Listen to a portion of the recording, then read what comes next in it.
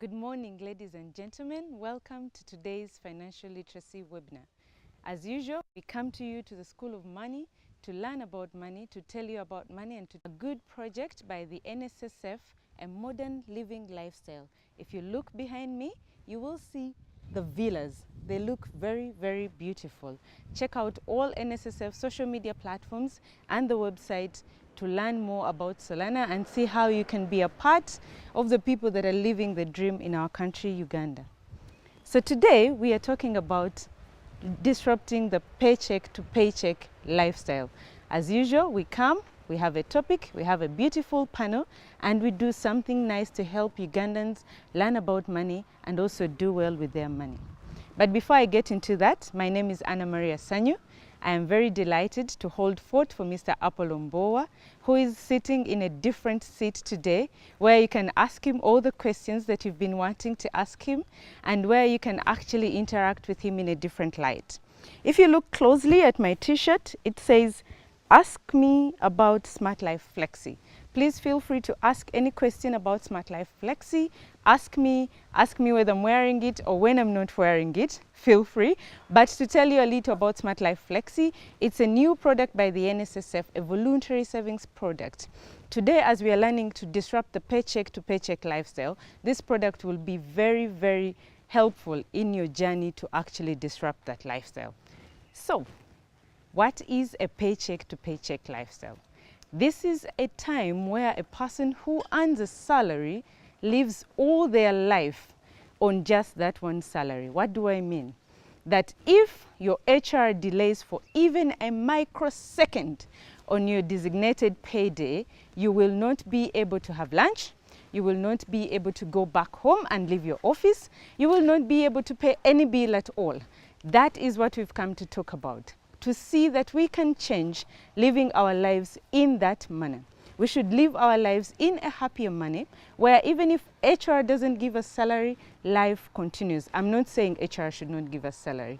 So today, we are still continuing and we are doing financial literacy. So we do financial literacy, just a reminder, for three main reasons. Number one, to reverse the current trend of statistics of the benefits life cycle. We all know that research was done a few years back and we realized that people receive their NSSF benefits and they lose them in just 2 years. We also wish to build a financial empowered membership for people to be knowing how to utilize their money, how to do good with their money, and how to live sustainably with their money. We also would love for our members to know their options that are around them, part of which is the Smart Life Flexi, brought to you by the NSSF, and many other products in the market today. So, the reality. We are all living and earning a paycheck, mostly to us who are employed. We are all earning, but life happens. We lose the money. We spend the money. We enjoy the money. Some are good expenses, some we can live without. It happens to all of us, and we get into the paycheck to paycheck lifestyle. We are barely living. Statistics show from Pricewaterhouse that almost 35% of workers in the world do actually spend about 3 hours each day worrying about their financial lives. So every day you walk into your office, you sit down, and you spend some minutes worrying about money. So you spend 3 hours a week of your employer's time, but your worries are about your finances. We need to understand, how do we get into the paycheck to paycheck lifestyle? Some, they're society norms. Yeah, like we are used to living large because society dictates we should live large. The people around you are living large, so you also wish to live large. But have you reached the point of living as large as you're living? Some, we have limited income streams. The income streams are so few that we cannot do anything else other than wait for the salary. Others, we have unexpected expenses. They can drain you, they can take you out of your comfort, they can run away, they can rob you of your savings and your pot. So today, as we listen to our beautiful panel, we will be able to learn and understand how do you build an emergency fund so that when these emergencies come, they actually do not run you mad. The other thing is others, are you living beyond your means? Some people, we are living large, we're enjoying money, but do we have that money? That causes us to live paycheck to paycheck because all our money is eroded by big expenses, living large and enjoying everything that life has to offer. Have we reached the stage of enjoying everything? Some, maybe it is a lack of financial planning. Maybe you don't have a budget at all, that you end up spending and spending and spending because spending is so much fun. I know savings is a pain. Spending is so much fun. So we end up enjoying the spending and spending and spending, and we forget that we can actually do better with our money and stop living a miserable life every end of month or even in the middle of the month. I want to leave you with a quote today. I'm not sure who wrote it, but at least I found it very, very fascinating. It says, in everything that you do, you can never outlive bad spending habits. You cannot out-earn bad spending habits, which means you cannot make a lot of money that you can spend a lot of money and you still remain with a lot of money. If you don't work on your habits, if you don't work on your respect for money, you will still end up in the same position every time, every month, and every day. But thank God today you tuned in to this webinar. If at the start of this year you mentioned in your prayers or in your welcoming the year that this is my year, I am telling you, joining this webinar is a good step to making this your year. So let's listen in, let's challenge old money habits and embrace smarter financial lifestyles. So today, on our beautiful panel, we have Sir, Headmaster Sir, who I'm sitting in for today. We have Mr. Iga Samuel Zinunula, and we also have Mabel Kebirungi. I'll introduce Mabel, and Mabel will introduce her two panelists. Mabel Kebirungi is a media personality. She has done this for quite some time. She has a day job, and she looks very lovely today. So, Mabel, I hand it over to you. Thank you very much, Anna. What an amazing introduction there. I felt like, hiding under one of these beautiful chairs. But a very good morning to you, wherever you are joining us from. We are glad you are here for our financial literacy webinar. Now, it is really exciting. I'm so excited and honored to be here. And on the panel today is the headmaster himself, Sir Headmaster Sir. Mr. In fact, we are clapping. I don't know if we should stand, but the camera people will not be too happy, I'm sure, if I stand. But yeah, when we're in primary school, you would have to, really give all the honor to the headmaster, to the head teacher. So Mr. Apollo Umboa is joining us on the hot seat today. And he whispered that I should go easy on him because this is the first time he is on the other side, being interviewed. So, but a very warm welcome to you, Mr. Apollo Umboa. He is the manager, financial literacy and mass education. Also on the hot seat, I would say, joining him is Mr. Iga Samuel Zinunula, who is an entrepreneur. He's involved in agribusiness, and he was telling me earlier that is coffee and beef as well, and I think a bit of maize and so many other things, as well as real estate. And maybe if we do get time, we'll be able to talk about his passion because he is a poet and we want to know how he finds time in his busy schedule. But if you're just joining us, this is the NSSF Financial Literacy Webinar and we are discussing disrupting the paycheck to paycheck lifestyle. Now, since we're at NSSF's home, I will start with the guest, Mr. Iga. A very good morning to you. Happy to meet you. And now I know you are in a family business, but have you ever lived paycheck to paycheck? And what was it like for you? Thank you, Bebo. Thank you for having me. Glad to be here with Sir, Headmaster Sir. And have I ever lived on a paycheck to paycheck? Yes. I should tell you that I trained first as a veterinary assistant. And when I qualified as a veterinary assistant, I was deployed on the scale U6. U6 is like 3 levels below the bottom. A U1 is the top. And my first pay was 68,000. And I would really look forward. Which year was this? If you don't mind. Before you were born. Before I was born. I would surprise you, by the way. Midterm is knocking.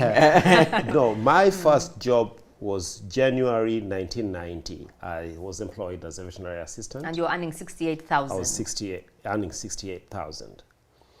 Later on, after studying a bit more, becoming an agricultural officer, I earned, the figure was flipped. I earned 86,000. And for about 18 months, that was my take home. My challenge is that when I get into things, I like to be in those things. So I was a veterinary assistant. I would ride my bicycle, sometimes 23 kilometers to go to work. And when I would get to work, I would then go another 10 kilometers to visit this farmer or that farmer, that farmer. And there was no time for anything else. So I lived on my 68,000 for quite some time. So yes, but I went on to get employed by other entities. I left government after 9 years. We can talk about the reasons for that. But I then got to work for a project, a development project in Masindi. My first work deployment was in Busoga. I keep saying I'm very lucky that I've happened to work in almost every part of Uganda. So I worked in Kamuli for quite some time. Then I crossed over to Masindi. And I was in Masindi for 2 years and something. But guess what? My pay went from 80,000 to 480,000, like 6 times more in one go. Anyway, after that, I've been employed here and there, and my last formal employment was with Enterprise Uganda, the Center for Small and Medium Enterprises. And I can say that by that time, the salary was significantly different. I had worked for a number of USAID-funded projects, and Enterprise Uganda had hunted me to work on the first business linkage program that Uganda had. It was the pilot business linkage program, where we were linking small and medium enterprises, Ugandan, to multinationals to get a standard where business could flow. But I then went into consultancy, and I was picked up by an organization, a development organization called Dan Church Aid, where I got my highest pay. Ironically, the point when I was getting my highest pay is when I decided I wanted to leave employment. And so I set up a consultancy focusing on small and medium enterprises, and I still paid myself. I set it up in such a way that I had to get a paycheck. And so, yes, Mabel, I've had a paycheck. I still get a paycheck. Yes, in fact, we will be asking maybe Mr. Mboa later to tell us what paycheck to paycheck is, because the assumption is it's a salary where I work. I'm fortunate I am paid on the 21st of every month. Rain, shine, hail, water, whatever. I'm paid. Friday. It's not even last Friday. It's like somewhere there. Mr. Mboa, Mr. Sir Headmaster, sir. Please. As an employee of NSSF, you are receiving a paycheck, and you have been receiving a paycheck for quite a number of years. So, tell us, are you in that paycheck to paycheck cycle? Do you have something at the end of the month, or you have more, do you have more month than there is money? And yeah, and how would you, tell us a little bit about yourself, and then how you would describe what paycheck to paycheck is. Thank you, Mabel, and thank you for hosting me. For me, okay, I'm hosting you and you're hosting It's like me. I'm in P1. I thank you. When you said paycheck to paycheck, it is something we coined with my team to mean, and it's not that we are the original people to come up with this, but it means your income comes in today, and you can barely survive until the next income. Yeah. So the next income is always a miracle. It is always that financial breakthrough. It's always that thing that the Lord has answered. Yet for some people, like the salary earners, it's actually a routine. For the business earners, you also have your own cycle. But as Anna was introducing, she talked about behavior. Yeah. The behavior that comes around your paycheck when it comes in. Because on 21st, I know it was a Friday. I know it was last Friday. Because why do I know?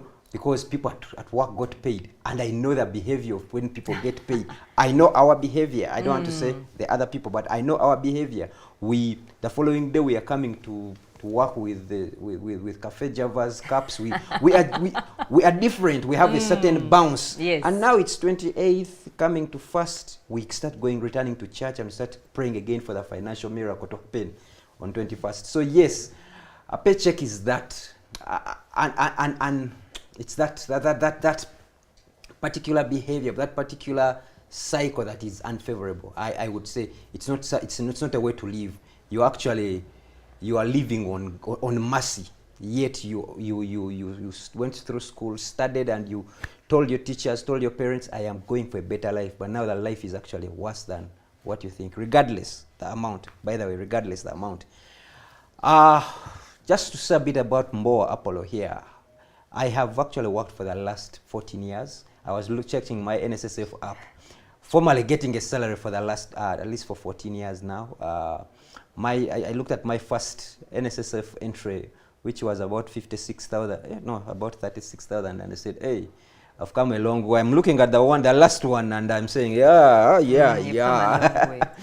Yeah, but when you take a time and you reflect on your earnings, because NSSF, if you have been in perform employment, NSSF record would give you a good view of how you've been earning salary.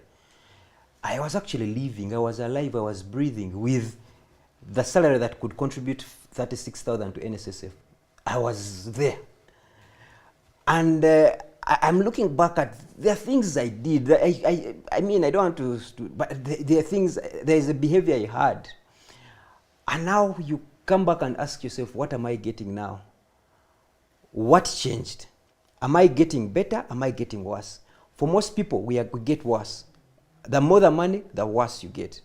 You actually find yourself that you built your house when you are getting entry officers pay. Yeah. That's when you built your house. Now you have the house, you have the car, and you're getting 3 times what you used to get. There isn't much that is happening.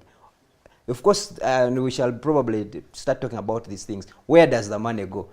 And when you start bringing that and you actually have an honest conversation, I usually have these honest conversations with myself, and sometimes I don't want to look at myself, because indeed you get to the point, and this is Yasa Headmaster Sir telling you that I am the one telling you, be responsible. But every time I have these conversations, I always find there are 2 or 3 things that I can do without, but they are seeming like a big deal. And they have put that so much pressure on me, as if it's business as usual. It's my normal life. And that's as when you stop recognizing those small things, I can assure I am not a bad person, but I can assure you, your end, your last salary, which is going to be the highest salary, is going to be one of your miserable salaries. And you will begin another downward spiral. So paycheck to paycheck, for us, we now feel like it should be, it's a campaign of awareness that, and we have coined this as ourselves. We say, let your money have an accident on the account. Have a happy accident. Let your January come and find your February, and they collide on the account. If you are able to accomplish that, then you have begun. I'm not saying just keep money on the account, but put it where you if you haven't spent it, it's somewhere, and then another income comes in, it finds that you invest it somewhere, then you're beginning to get there. I don't know if I've answered your question. Yes, but also just maybe to add that we're not necessarily only looking at salaries, because some of us have jobs.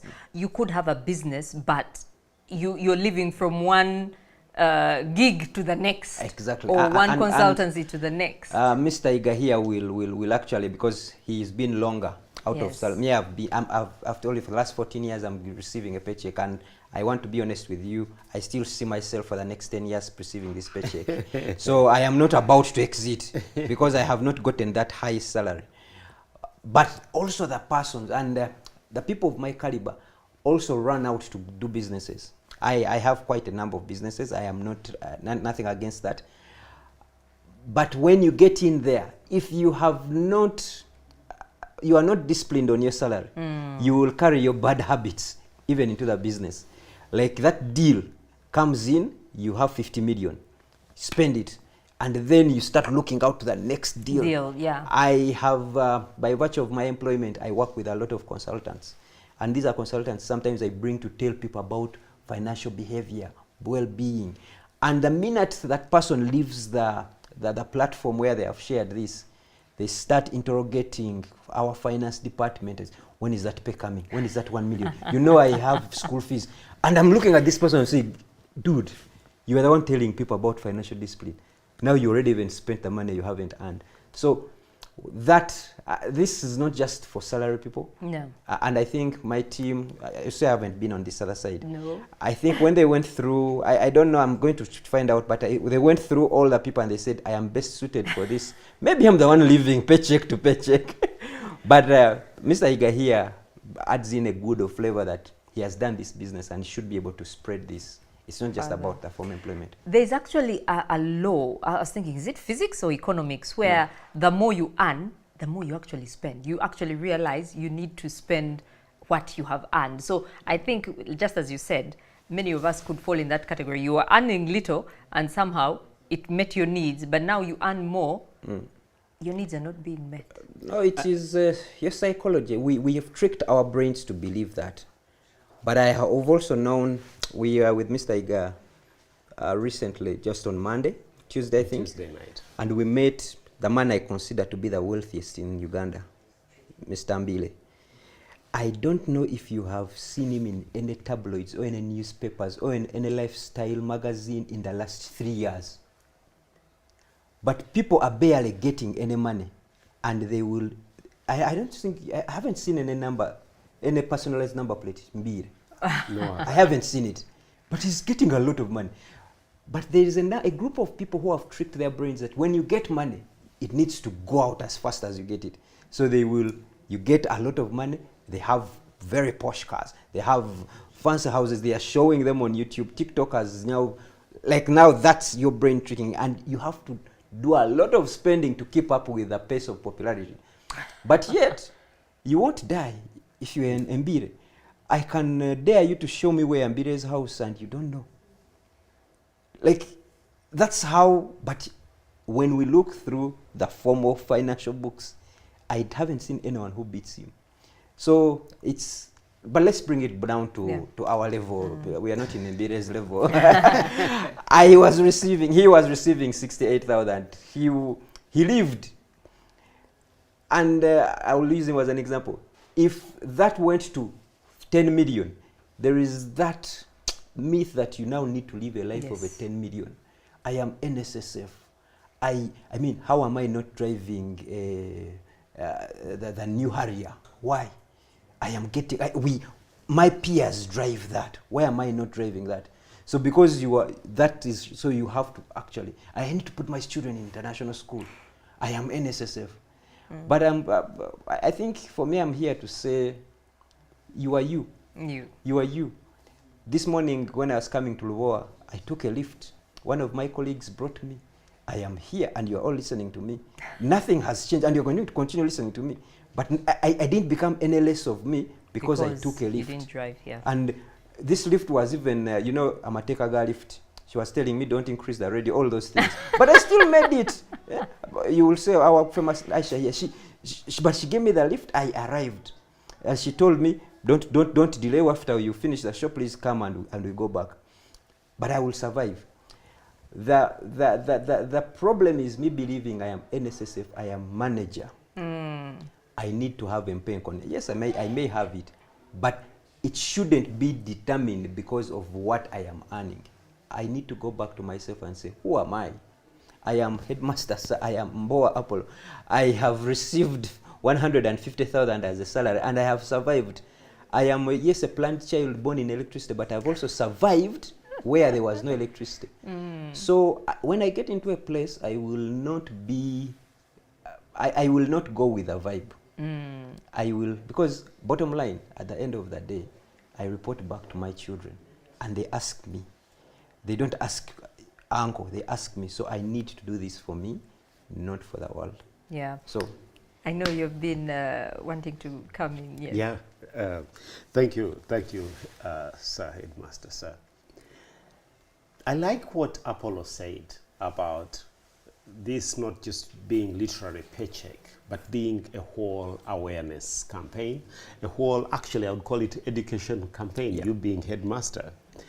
Because what we are talking about here is essentially not just surviving with what you receive, but living in your means, and sometimes living even a little beyond what may seem to be your means, but you are not harassed by that income.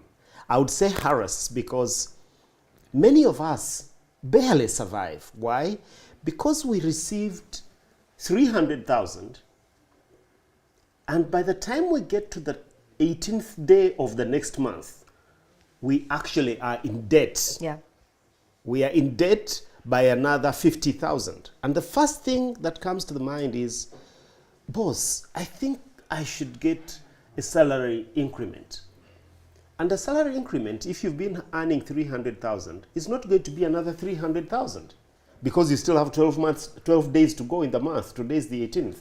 It's probably going to be a 20% increment. 20% maximum out of 300 is 60. And that will take you another 6 days. And you still have some days before the month ends.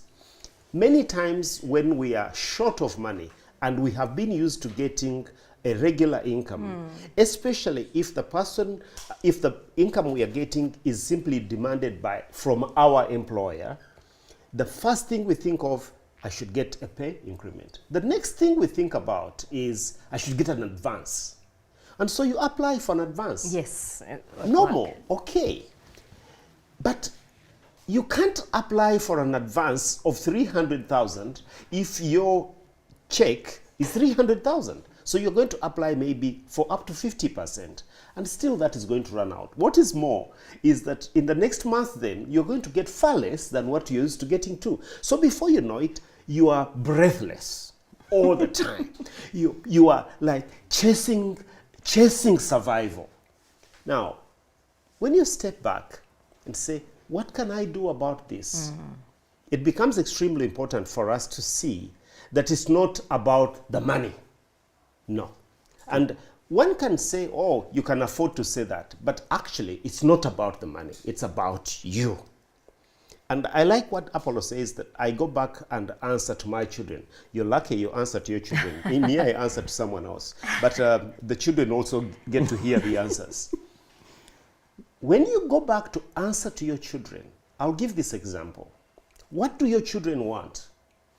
My firstborn child went into kindergarten, and she came back a couple of weeks later and said, Daddy, my friends have DSTV at home. That was the first time I heard of DSTV. It had just come into Uganda. And I said, Hannah, what is DSTV? And she said, they watch cartoons. I went to Nami's place. And I said, oh, okay. May we also get DSTV? I said, Hannah, we shall get DSTV. After 2-3 weeks, Hannah asked me again. When she asked me a third time, I held her hand. I remember clearly, I was wearing a towel. I'd just come out of the bathroom. We lived in a small house with one bathroom, which we shared. Sometimes we were as many as 14 people. I'm not a planned kid, sir, headmaster, sir. But we lived in this house, and the boys in one bedroom, Hannah being the only girl in her small bedroom, and we in the other bedroom. And I was just getting out of the bathroom, and Hannah says, Daddy, you promised me DSTV. Yes. I held her hand, took her around the house, stood on the veranda in my towel, and I said, Hannah, do you see that building there? She said, yes. I said, what is it? She said, they're houses. I said, whose houses are they? She said, they're ours. I said, but we already have a house. Why are we building more houses? She said, you are building houses that we may get tenants. She's in kindergarten. We may get tenants and we get more money. And I said, Hannah, the day we get the first tenant, you'll get DSTV. So at that age, she already knew the business you were involved in. He reports to the children. I report to the children. We discuss it with the children. We discussed it with the family. She was in kindergarten, but she already knew what we're talking about. So I said to Hannah, the day we get our first tenant, you'll get DSTV. And indeed, February 2006, we got our first tenant, Nicholas Senunji. Nicholas, I hope you are well. He was our first tenant. I said to Hannah, you may get DSTV. Today, I never know whether DSTV has been cut off or not. She has always had DSTV. So the point I'm making is that it's not about the income per se. At that point when Hannah asked for DSTV, I could have said to my wife, let's try and put together some money and let's subscribe for DSTV. The next thing children you know want it. Yes, the children want it. The next thing you know is, oh, it has run out. But Daddy, I was just about to finish my cartoon. Then you're breathlessly trying to find. So it's not about the money. It's about how you plan to use that money. And that brings me to the question of, so therefore, if you earn this much, if you earn that much, what should you do with it? The question of, if you get more, you can spend it anyway. It brings me to the question of the financial skills that we have. Probably the two most important financial skills that have helped me, that I think can help anybody, are budgeting and cash flow projection. If you budget, believe it or not, and I know that I gave my wife a hard time, and my wife, I'll say sorry in public, but I'm sure it has been good for the long term. I would sit down with my wife and would budget to the extent that I would say, for the next 6 months, I don't need any clothes. Once I have one pair of jeans, it's enough for me for the year. After all, I am in the field. I don't need suits and things like that. So the point I'm making is that when you go into some skills, they also help you to be aware of what you need, who you are. If you are a rural development worker, you are an extension worker, what do you need 3, 4, 5 suits for? You need a pair of jeans and 2 pairs of gumboots and maybe a raincoat. And if you have to appear at a social function once in a while, the next one suit, which you can repeat. After all, who cares whether you have a green one and a red one? And so the question of budgeting, we would budget, Apollo, headmaster sir, we would budget to the extent that we would say, Mama in Wooddu will receive this much per month. And Mama in Tororo will receive this much per month. And then we would say, we would put this much for the children's everything in the spreadsheets. Everybody has a computer in their hand nowadays. Spreadsheets are very good. I find spreadsheets very, very good. We would budget. And then would say, okay, those are the things we are going to do this year. When shall we do them? In February, we shall do this. In May, we shall do this. And some months, you are in red. That's where the cash flow projections become important. So there are months when we see clearly we are in red. And we say, it's all right. Because in this month, as long as we are green at the end of the year. And so that's the way we have lived. We got to a point where it was now not physical sitting down and budgeting, but it is internalized. And so you declare, this is how much I expect to earn. How much do you expect to earn? I might get an allowance here, and before you know it, you cut out. You say, no, leave that out, leave that out. So I'm saying this because these skills are important for you to be able to manage money, however much it is. And another thing which is so important about managing money, so that you don't end up being breathless, at least for us, the other thing that became very, very important is to state what you want. He talked about it. He is here. He didn't come driving himself. He got a lift. It may have cost the person who gave him a lift a bit of inconvenience, but not so much money. I think Apollo's weight will not have added another liter of fuel, you know. But he's here. So when you look at it and say, what is it that I want? Believe it or not, sit down, as we did, at least it worked for us, say, we like to travel. So once a year, we will go to a national park. And once every 2 years, we'll go to another country. That way back. And we didn't know where the money would come from, but we stated what we liked. Again, let me mention one person. She will forgive me, but Madame Tezira Jamwa, I don't know if you're out there, but Madame Tezira Jamwa is one person who is so deep down there in my heart. She's a teacher, isn't she? I think. Madame Tezira Jamwa became member of parliament. Yeah. And at that time, we liked to host, you talked about being a poet. So we would host readers, writers, small get-togethers. And Madame Tezira Jamwa came to our house one day, that small house we lived in Kaboa, and participated in one of our activities. I remember, I think Pat had brought us a turkey from Tororo. We roasted the turkey. We sat down like 20 of us. We read poetry. The next time I met Madame Tezira Jamwa, I didn't even think she would remember me as a person. But she said, "Oh, Mr. Higa, how are you? That turkey was so nice, and the poetry we read."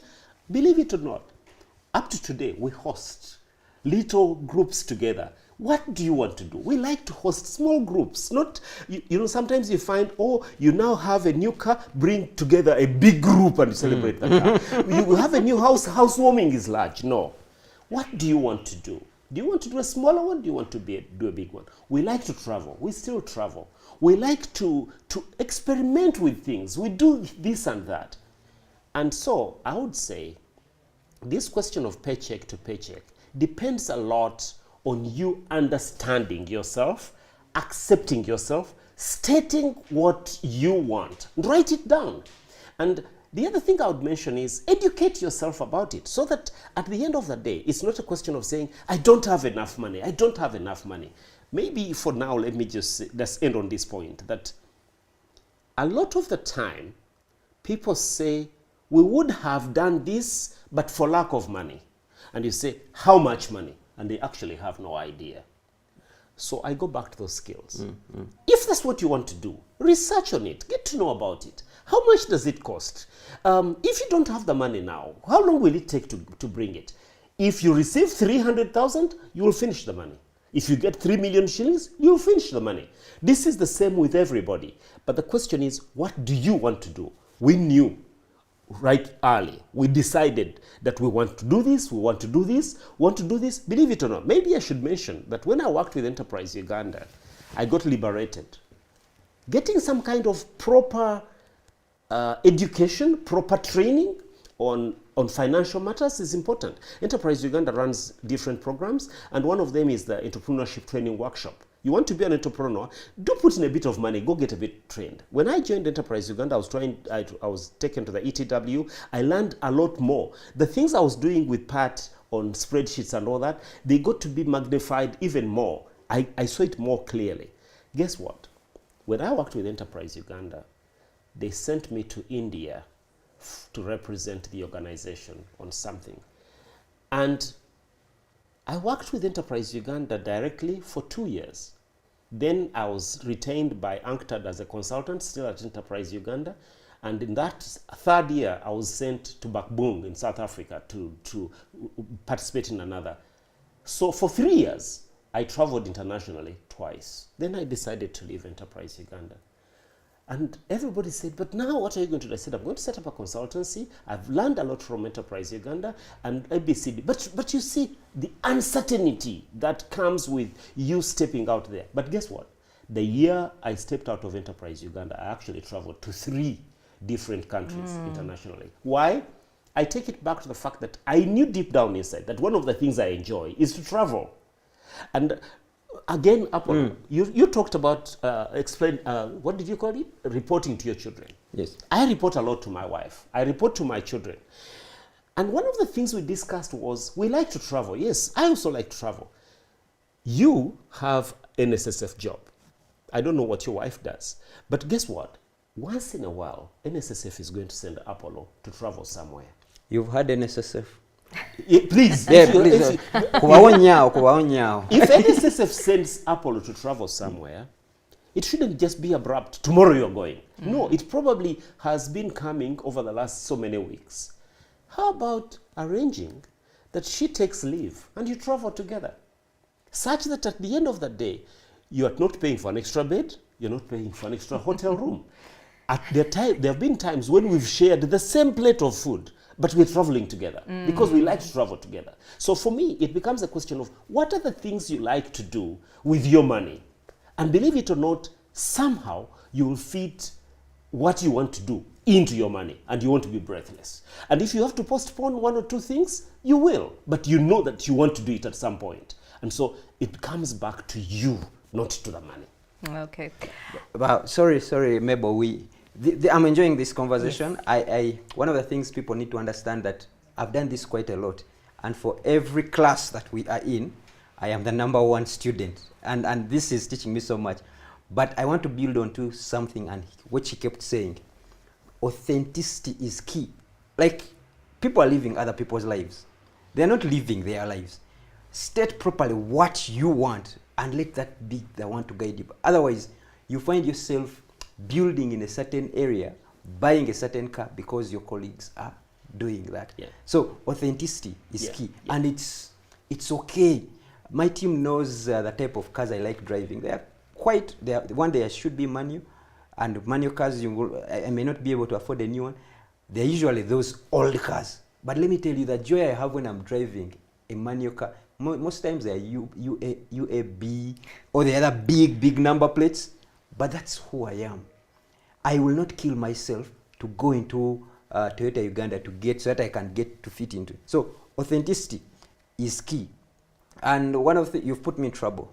When you talk about travel, my wife likes traveling. I don't know where, but now she's going to say, you remember? He said travel. Just as you banja your employer, she'll also ask you to.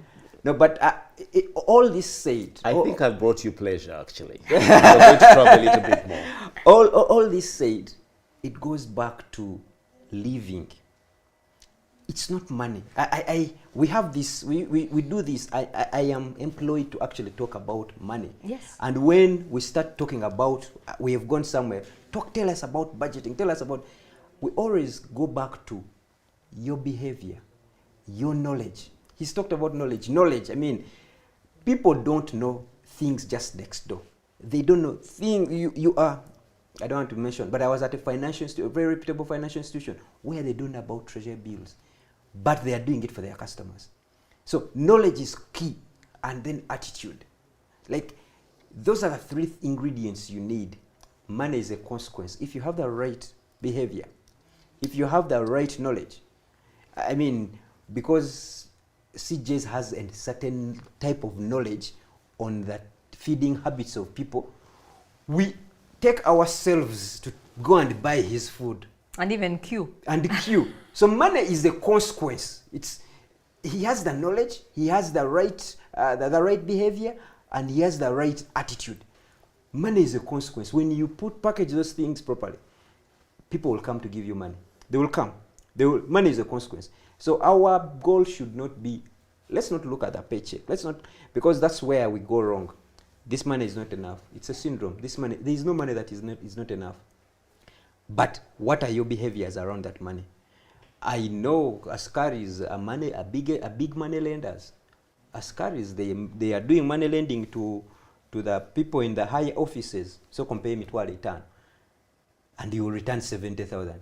This Askari has the knowledge that you are broke, and he will give you that.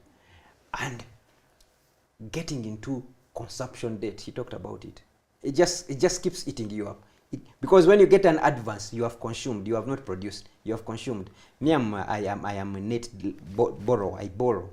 But I can clearly show you where I've put my money. I have this debt, I can show you. Is it producing? Yes or no? But I know where I've put it. But most times you will get an advance. When you're getting small money, you're getting an advance. You are on the way, like even if someone send you money, please don't send this one. You can change SIM cards. Because of consumption. And what's fueling that consumption? Let me say this. I think he just triggered me. Most times it is fueled by lifestyle, family. You know these conversations you're having with the children? Buy me DSTV. Nina has DSTV. You buy. You haven't thought through. Now you are in the DSTV category. 200. Like before you think of anything else, 230,000 has to go. I think that's the price now. I don't know. Maximum package. It yeah. has to go there. Then you have bought a certain car, a fuel guzzle. Before you think of your lunch, that you are not going to negotiate with this car. You have to have put your 100,000 in the car. And all these decisions you've been making, they are eating you up slowly. They are eating you up in advance. You are taking advances to fuel these problems.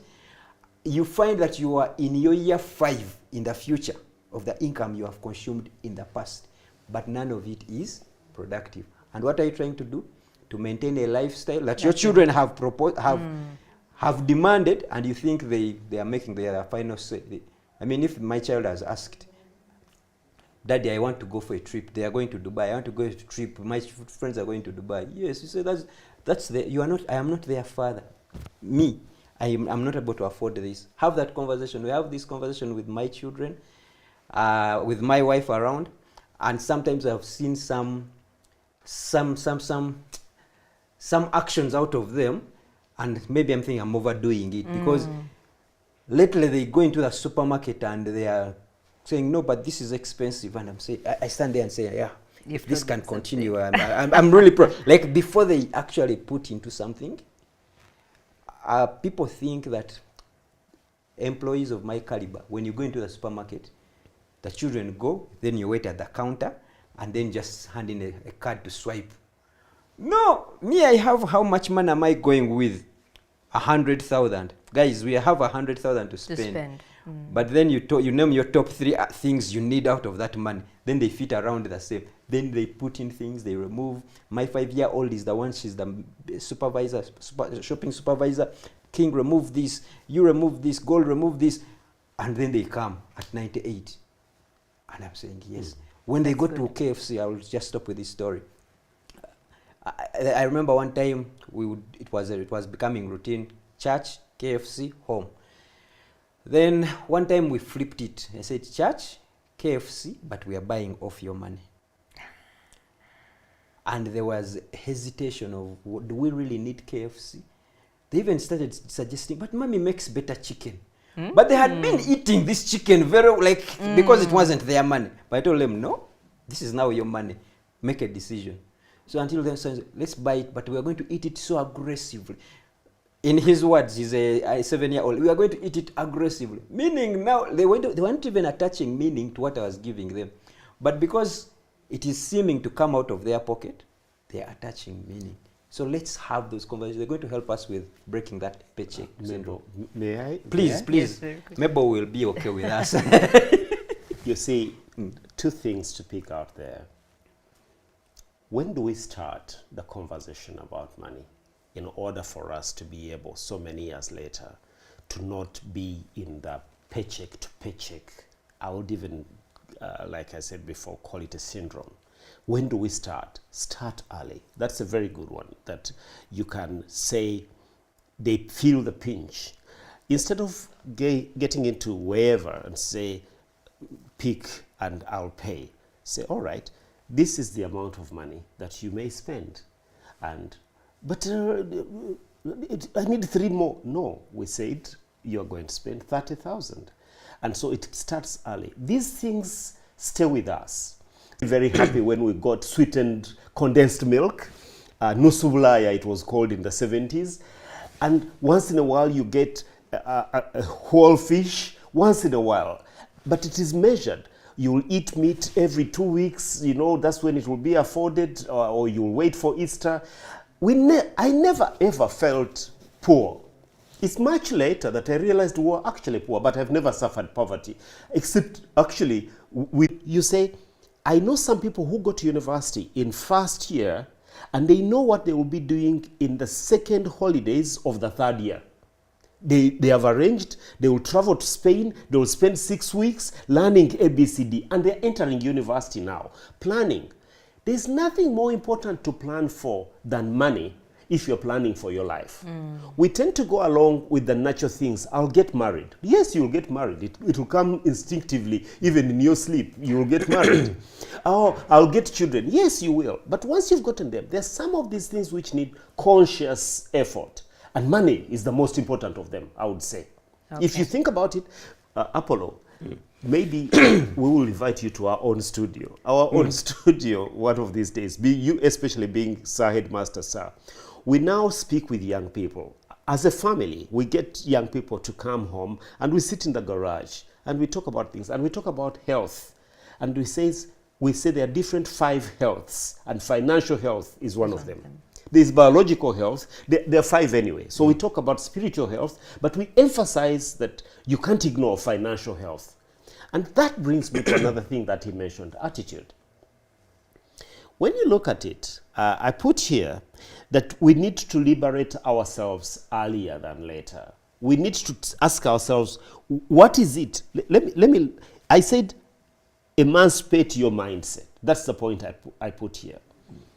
Our mindset has tended to be that the money is not enough.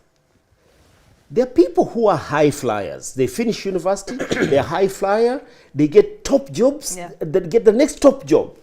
I once coordinated a program at Enterprise Uganda, and Airtel, MTN, National Housing, these big companies, some international, some Ugandan, were working to support small and medium enterprises, Ugandan, to get to international level, to be able to work with the MTNs of this world. And I remember, I won't say which particular chief executive, I went and waited outside his office and he said, Iga, wait. After 5:30, he comes out and said, let's go. We got into his big car and we are driving back to where he stayed in Kololo Summit View or something like that. And he is on the phone for the next 10 minutes and he's saying, no, what we said is, do not put that money in that stock. Put money in that stock. He was talking to his investor manager. Why am I saying this? Those high flyers, even they don't just take their salary and just use it. They invest it. Now you, who earns less, who earns much less, earlier than later, find a way to invest. To have the mindset, I don't have enough, therefore I cannot invest. I think it's very, very important that we liberate, we change the attitude and we say, it's not about the money, it's about you. So that I might get 3 million and you get, as he mentioned, the Askari gets 300,000. 150. Imagine. And the Askari is actually lending you money. You earn 3 million.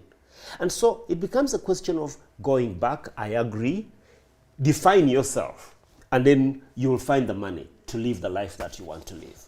Okay. Just to say, you can send your questions on YouTube and X, and we will be reading some of your questions. Remember to use the hashtag that is available. This is the NSSF literacy webinar, where we are talking about disrupting the paycheck-to-paycheck lifestyle. Now, it's good both of you are married, and it seems you have wonderful wives, but there is this thing, and I know we do have an international audience as well, Sente Zechchala, which literally means a woman's money is her money. Okay, so what I earn is mine, and I can do with it what I want, because I know my husband has to do A, B, C, and D. And you've talked about training your children. But what about, let's say someone is watching us and they find themselves where they cannot even have that conversation with their wife about where does her money go? How do you start? What hope is there? Or what would you say to the gentleman who says, you know, if my wife could spend less on this, maybe we would have more to do this. And women are out there living paycheck to paycheck, even women who are not yet married, knowing there's a man who is going to pay her rent, fuel her car, you know, all the stranger things are happening these days. Mabel, you're putting us on in another end of the conversation, but it's our culture. One of the things that I want to just demystify here is when we come down for these, allow me to call it our financial literacy school, we share things according to our experiences. So some of these things may work for me, may not work for you. But this is my view around that sentence, and I have been beaten out of very many men's conferences, and they're saying you are disturbing our wives. But my job, and we have two principal roles in the home. I am in formal employment. She's in the business side, so she handles anything we would have called. She handles so school, transport, rentals. That's and she's the CEO there. But when it comes to the money side, I also say, because it stretches even across the businesses, I do the earning. I run the earning side. So I report to work. I figure out how the school will bring in money. I figure out how on the businesses. I am my principal work, my principal job and strength is earning. She does the spending. People think earning is the hardest part. Spending is the worst part. So in our home, we have figured out, even when I am, and that's how it looks. It looks fun. Bought a car, drive, and all. But I think he used it. So he hands me the ATM and he gives me a list of things that needs to be taken care of. I had never gone through a month where the money was enough. But because I had accepted this responsibility, I found myself trying to think of how do I fill these gaps. And this training, oh my God, this training, like I look back to some people, but this time this money is not coming today. You are not yet earning, but you're on the spending side. But next month, we are going to be first on my agenda. He put me into that training. So I carried this because I knew what the task is to spend money. So I pushed it to the better person in the family, my wife. So she does the spending, I do the earning. And I can tell you, and these are seasons. Ladies and gentlemen, let's also agree about that. There are seasons. There are seasons in your life which are accumulation seasons, where you are, whatever is coming in, you have to spend it because you are investing. Yeah. Then there are seasons where you are now reaping. So you need to understand which season you are as a family. Because sometimes you are looking at your families and they are going to Dubai, all their children. That's the season they are in. For you, you need to meet payroll. How can you be going to Dubai with all the children when you need to meet payroll? But that said, it doesn't mean that this whole thing you forget to celebrate yourself. Let me add this. One of the reasons that presses people to keep spending money they don't have, to impress people that don't even know them, is the lack of self-celebration. Self-celebration is supposed to be another habit. Like, it needs to become part of you, in that you are not pushed to, now I have gotten money, because you've been celebrating yourself every day. You don't have, you just now put it a little bit higher. You don't have to spend. So every end of the day, and now wives, welcome the man back and say, welcome back. The husband, welcome back your wife, and celebrate them that day.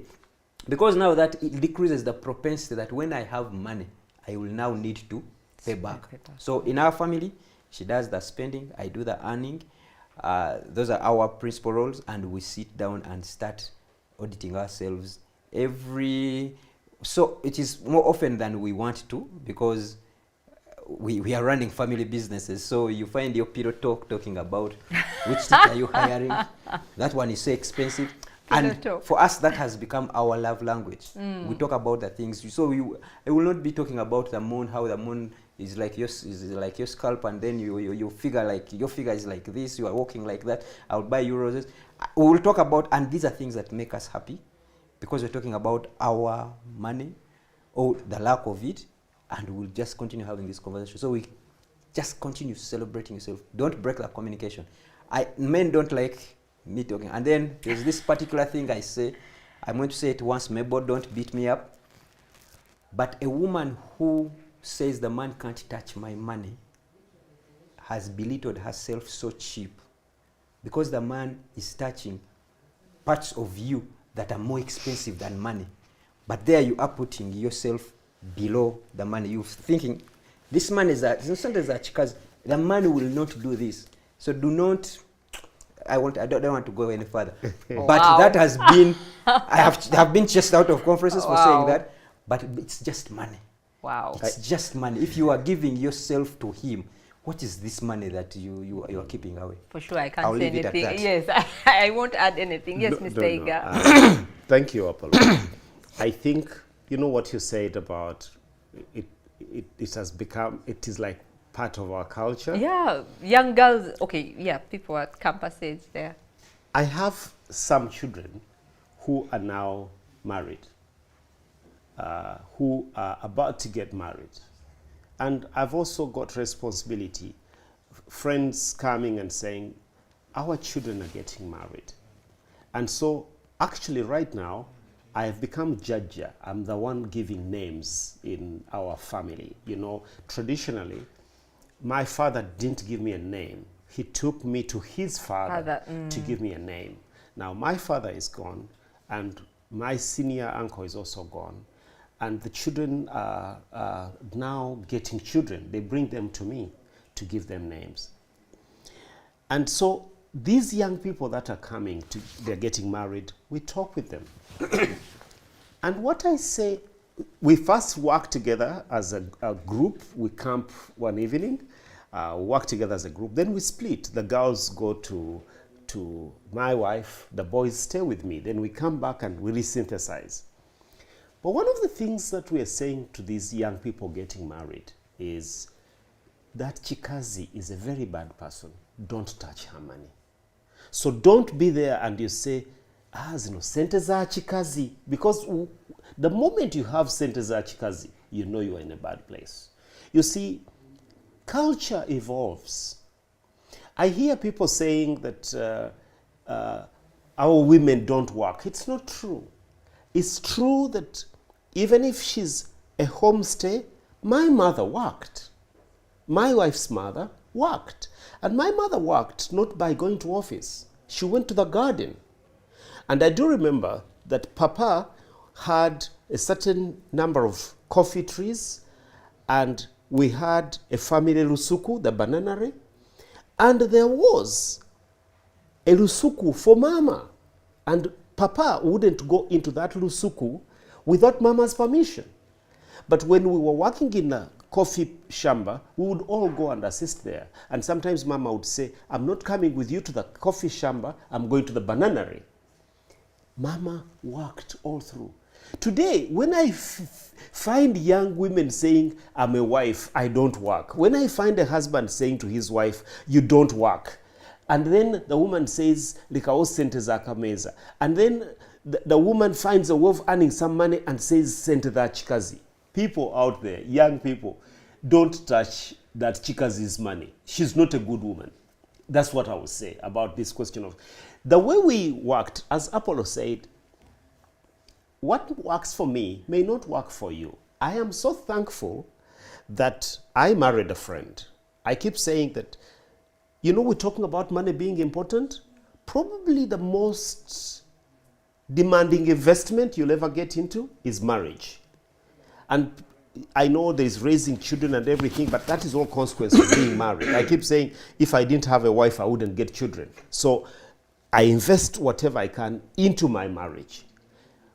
But to invest whatever I can into my marriage and to be dishonest with each other, it is like to start a business with 3, 4, 5 shareholders, and you are saying one thing in the boardroom and doing something else out there in town. You've got to be honest with each other as fellow shareholders.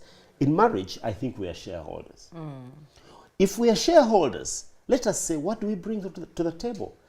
It so happens that I am trained as a veterinary assistant. People still find me, you know, you will even come across people saying, Dr. Iga, because when you're out there in the field as a veterinary assistant, you are injecting the animals, you are doing the vaccinations. There's no difference between you and the veterinary officer. And so people who knew you from before, they find you on the street and they identify you that way. It stays with you. Now, being the veterinary assistant I am, my first thinking about investment was chicken. Let's do chickens. And my wife is like, but chickens, they smell, you are not here, chickens need attention. Even though I had already worked it out, the numbers, I listened. What do we now invest in? let's do this. And a lot of the time, my investment ideas were, and then it clicked. Let's find something that requires us to invest in such a way that it doesn't demand time off our day job that much. It will steadily bring in a little bit of money. It may not be a very highly profitable, but it is steady. And so we went into real estate. Now, once we went into real estate, I'll tell you this, which is one of the most pleasing moments when I look back in our early marriage. One day, I'm working with ACDI VOCA. It's an American organization actualizing American aid to Uganda. And I go up and down between Masindi and Kampala. My wife is in Kampala, I'm in Masindi. She has her job, I have my job. And I come home and I say to Pat, I've gotten these allowances, I'm going to Arua. Let me leave you some money. Would you like me to leave you some money? And he says, no, Sam, you're going to Arua. We don't know what will. It's okay, you go. After all, I have money. And in any case, I have the checkbook, the company checkbook, because we registered our company early. And like Apollo says, up to today, when I need money, I requisition. Who is the director of finance? Patricia. And so I would say that please, for lack of another way to put it, suffocate that chikazi. Do work together. Be shareholders together. And whether it's small money or big money, lay it out. I talked about budgeting and forecasting our cash flows. The plans we had were that one day we'll have a nice home. We were living on 11 decimals that time. And we said, one day we'll have a nice home. And without necessarily harping away about it, it is at the back of your mind.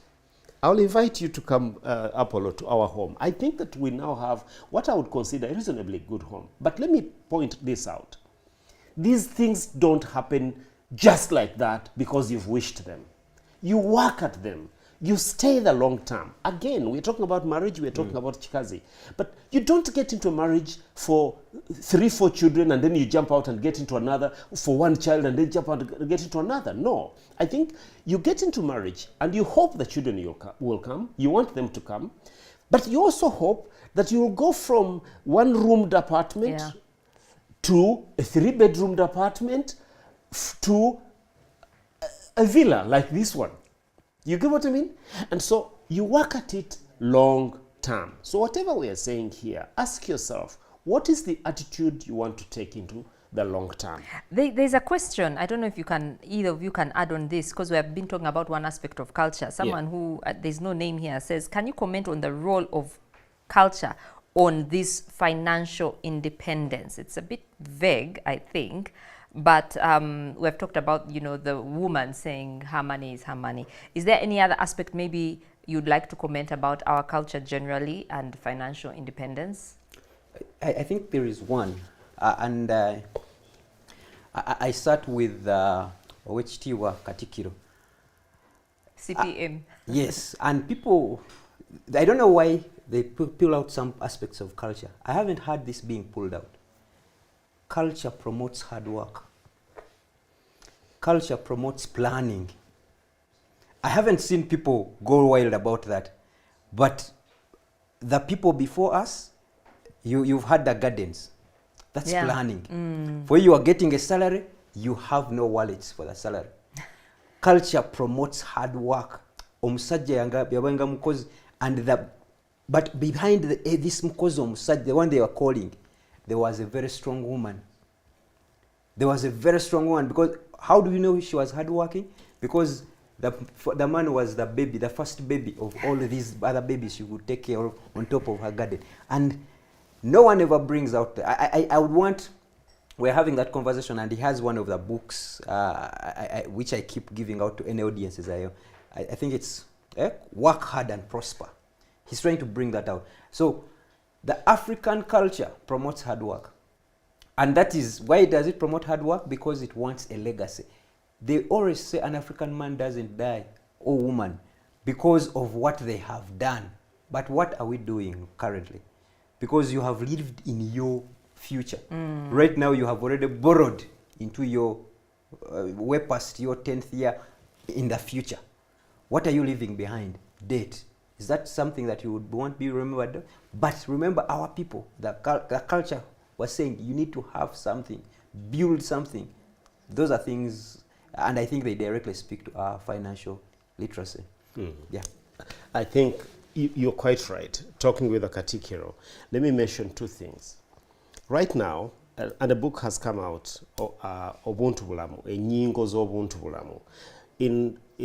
I don't speak for the kingdom, but I know that right now in Uganda, at Mengo, whether you're talking to the Kabaka Foundation or whether you're talking about the Nabagereka Development Foundation, there is an umbrella. The ethos is Obuntu Bulamu. And one of the values of Obuntu Bulamu, Enyingo, one of them is Okweyimirizawo.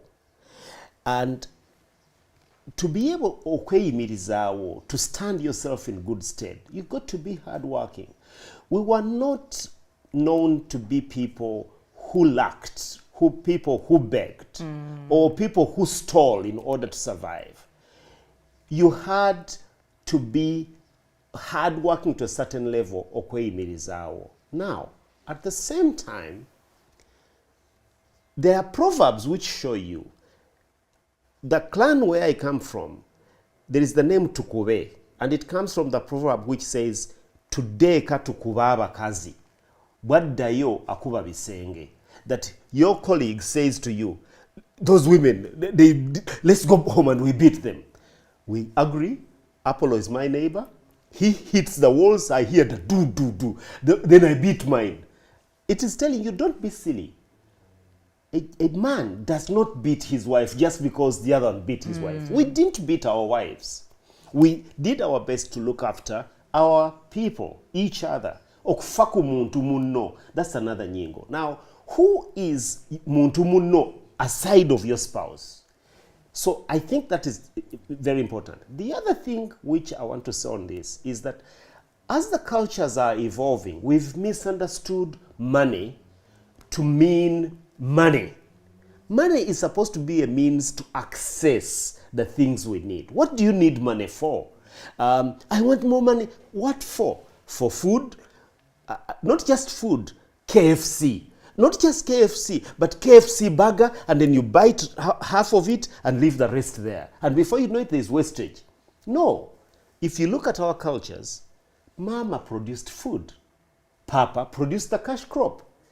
You, as the child, you participated in doing the vegetables. You all worked together. So it's not true that because you're now, let's say, an accountant and you're a wife and you go to work and receive your accountant's salary, and he is an engineer and he receives his engineer's salary, therefore his money is yours, but your money is not his. No. That accountant's money is the rusuku. His engineering money is the coffee. And before you know it, it comes down to our understanding of things. My understanding of things is that partners have always worked together. That's why I find that chikazi a terrible thing to have in one's mind. Okay, we have a question here from Civilian 001 who says, how can individuals like me who are yet to start working balance the need for immediate liquidity with long-term investment goals, especially during periods of market volatility? So I'll read that again. How can individuals like me who are yet to start working, so they are not, they don't probably have paycheck to paycheck, how can we balance the need for immediate liquidity, having cash in hand, with long-term investment goals, especially during periods of market volatility? Okay, let me take a shot, and he's going to do the long term. But go back to understanding seasons. By the long term is a collection of several short terms. Okay, yeah. So sometimes we get blocked from starting because we are looking long term, and long term requires a lot. So, and your immediate need, you haven't started working, but it doesn't mean you have not started earning. You are earning. You need to start saving. But you are not. Don't start saving that 20 million because you are looking at building a mall at $1 billion. Start saving your 20,000. NSSF has the Smart Life. You can start with that. Start. I had my first account in 1993. I wish, like, one of my biggest regrets is I wish I was clever then. I was in P3, it was in Post Bank. I was saving, and every Friday then it was really pure savings, because you never used to withdraw money without notice. You had to give notice. Yes. If it was anything above 10,000, you actually also had to give notice. And I look back and I look at that P3 boy, he was very clever.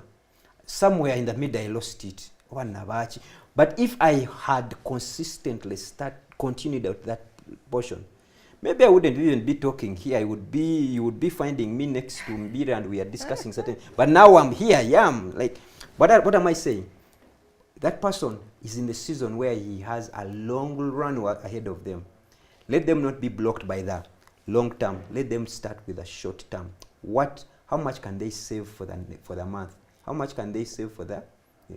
Now, market volatility is another myth. It's not a myth, it happens. I was about to say it happens, but it's a myth we sell ourselves, that market volatility is going to happen. Yes, when it happens, what happens? In there are periods of earning. You can only earn if you have money. There are also periods of loss, but you can also only lose if you have money. So people just stand out and they say market volatility, but it doesn't have any effect on them. You can't have money problems when you don't have money. You can't have marriage problems when you don't have a wife. So you speaking about market volatility is you backbiting something you are not in. Get into that, let the money itself, you see it being volatile on you when you can actually, and there are always cures for that volatility. Most times, and if I'm to be a bit technical, you lose if you sell at the wrong time. If the market is volatile, yes, you are saving, let's say in a smart life. What's volatility going to do? Volatility will push the rates up and down, but it does not affect the rates you have already received. So, but if you are invested in shares on the capital markets, volatility is a real thing. Yeah. If you've put down 20,000, and probably one of the things she needs to do is put in shares, because you can buy 20,000, 5,000 you can buy.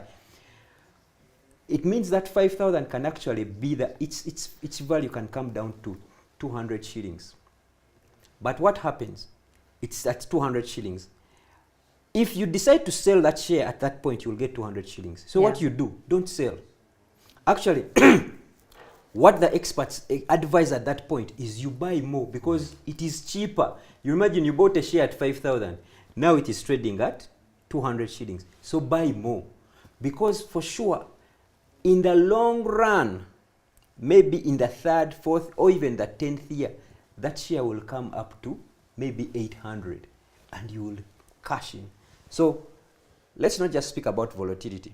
Let's participate and be in that volatility. And then we start having conversation. How this volatility is treating you, instead of backbiting it from the bit. And then you don't do anything. You get into inaction. Yeah. Inaction. But I would want Mr. Iga to even start talking about, even at that age, what are the long-term considerations you can do? Yeah. No, actually, when you say even at that age, probably this is a younger person who has asked the question. And I agree entirely that don't simply backbite the volatility, be involved. I think it is Madame Victoria Sechitoleko that I've seen a clip of, and she says, when her daughter got a baby, she went to visit. The next time she went to visit, the baby, she said, oh, how is the baby? Oh, the baby is sitting. The next time, the baby is walking. The next time, the baby is running. And then now she's in primary, and eventually that baby got out of university. And after the graduation, a few months later, Madame Victoria asked, so what is he doing? And the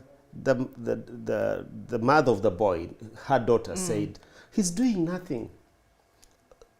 He's doing nothing. You know, there are no jobs in this. Right from the day that baby was born, they were doing something. They were sitting, they were crawling, they were standing, they were walking, they were going to nursery, they were going to university. Yeah. Now they've finished university, they're doing nothing. Don't backbite the volatility. Get into it. What do you have You know, these things even are biblical, asking Moses, what do you have? In your hand. You know? And all I have is this, but what do you have?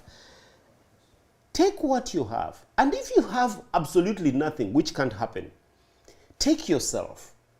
Let me give this example, sticking on to the question of stocks. By the way, 30 years ago, you didn't talk about stock exchange in Uganda. It wasn't there. It wasn't there.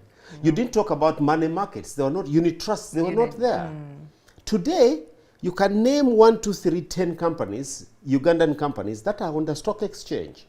You can talk about Kenyan companies that are cross-listed here. Yes. I would say to this young person, which company has grown most over the last 12 years? Do you know?